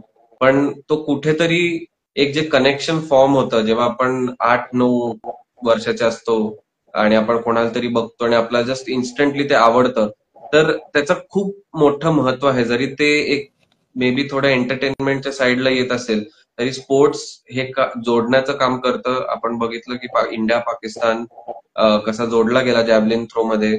इंडिया जेव्हा पाकिस्तानशी क्रिकेटमध्ये खेळते तेव्हा तो जोडला जातो आणि स्पोर्ट्सचं कामच ते आहे. वर्ल्ड वॉर पासून आपण म्हणूया किंवा आता काही रिसेंटली सुद्धा आपण म्हणूया की जेव्हा आपण बघतो की वेगवेगळ्या देशांचे ऍथलीट्स जेव्हा एकत्र मिळून खेळतात तेव्हा सगळं संपून जातं. लोकांच्या मनात खूप वेगळे विचार असतात. एक अप्लॉज असतो की आपण कोणाला बघतोय, आपण अशा माणसांना बघतोय की ज्यांनी एक हाईट गाठली आहे ह्युमन फिजिक लेवलची, ह्युमन मेंटल लेवलची, दोन्ही. तर तेच डिस्कस करायला, कारण कुठेतरी असं आहे की आपण खेळू शकत नाही किंवा आपण त्या लेवलला जाऊ शकत नाही, पण आपल्या इथे बऱ्याच गोष्टी आहेत की ज्या आपल्याला एक्सप्रेस करायला आवडतात आणि तेच एक्सप्रेस आम्हाला तुम्ही करू दिलं. स्पोर्ट्स मराठी, संकेत, अश्विन बरोबर, सॉरी मी नाव चुकीचं नाही घेतलं. हा, सो ती एक ऑपॉर्च्युनिटी मला दिली. So thank you so much. मला इतकं छान वाटलं आज, आणि ज्यांनी कमेंट्स केली त्यांना पण थँक्यू. आणि होपफुली आपण असेच करत राहूया. आम्हाला इन्व्हाइट तुम्ही करत राहा. आमचे ओपिनियन्स तेवढेच आम्हाला सांगायला मिळतात. Thank you so much. नक्की. हा आमचाही पहिला सेशन होता लाईव्हचा, त्यामुळे आम्हालाही या गोष्टीचा जास्त अनुभव नाही, पण हा सेशन आम्हालाही खूप आवडला. म्हणजे आतापर्यंत आम्ही लाईव्ह कधी केलेला नाहीये, पण तरी हा वन ऑफ द बेस्ट म्हणता येईल. पहिलाच आणि वन ऑफ द बेस्ट म्हणता येईल. त्यामुळं खरंच सेशन चांगला झाला. तुमच्या सगळ्यांची मतही मला पटली. असंच सेशन आपले चालूच राहावे अशी माझी इच्छा आहे. अश्विन, काय बोलशील? सर्वप्रथम तर सर्वांचे आभार. संकेतचे पहिले, कारण की संकल्पना संकेतची होती. स्पोर्ट्स मराठी म्हणजे गजानन तुमचे, कारण की तुम्ही हे प्लॅटफॉर्म होस्ट तुम्ही केल्यात. अवनीश तुमचे, कारण अगदी योग्य मतं मांडली. सर्वांचे ज्यांनी कमेंट केलेली आहे, ज्यांनी ऍक्टिव्ह इन्व्हॉल्वमेंट दाखवली आतापर्यंत आहेत. जरी विषय क्रिकेटचा जरी नसला तरी मराठी क्रिकेट हे पुष्कळ वेळापासून आपल्यासोबत आहेत. Ruturaj fan Maharashtra cricket pages आहेत, परंतु ते आपल्यासोबत जोडल्या गेलेले आहेत. त्यांचाही आभार. तुमचे खालचे काही प्रश्न माफ करा, वेळाभावी आपण नाही घेतले, आपण ते पुढच्या वेळी घेऊ. त्याच्यासाठी सेपरेट लाईव्ह सेशन घेऊया. आणि मी पूर्णपणे अवनीश यांच्या मताशी सहमत आहे की एक खेळ करमणूक म्हणून एकेकाळी सुरू झाला होता. आजही खेळ करमणुकीचंच साधन आहे, पण त्याच्यातून जी मनं जोडली जातात त्याच्या इतकं माझ्या मते इतर कुठल्या गोष्टीने बहुतेक होत नाहीत. आणि त्याच्यामुळे खेळासंदर्भात चर्चा तुम्हा तिघांसोबत मला करण्याचं मला भाग्य मिळालं. त्याबद्दल तिघांचेही मनापासून आभार. आणि खरंच वेळ कसा गेला कळाला नाहीये. म्हणजे आपण पुन्हा लवकरच येऊ आणि पुन्हा आपण या विषयावर नक्की बोलू. लवकरच आपण बोलावं अशी माझी तरी इच्छा आहे.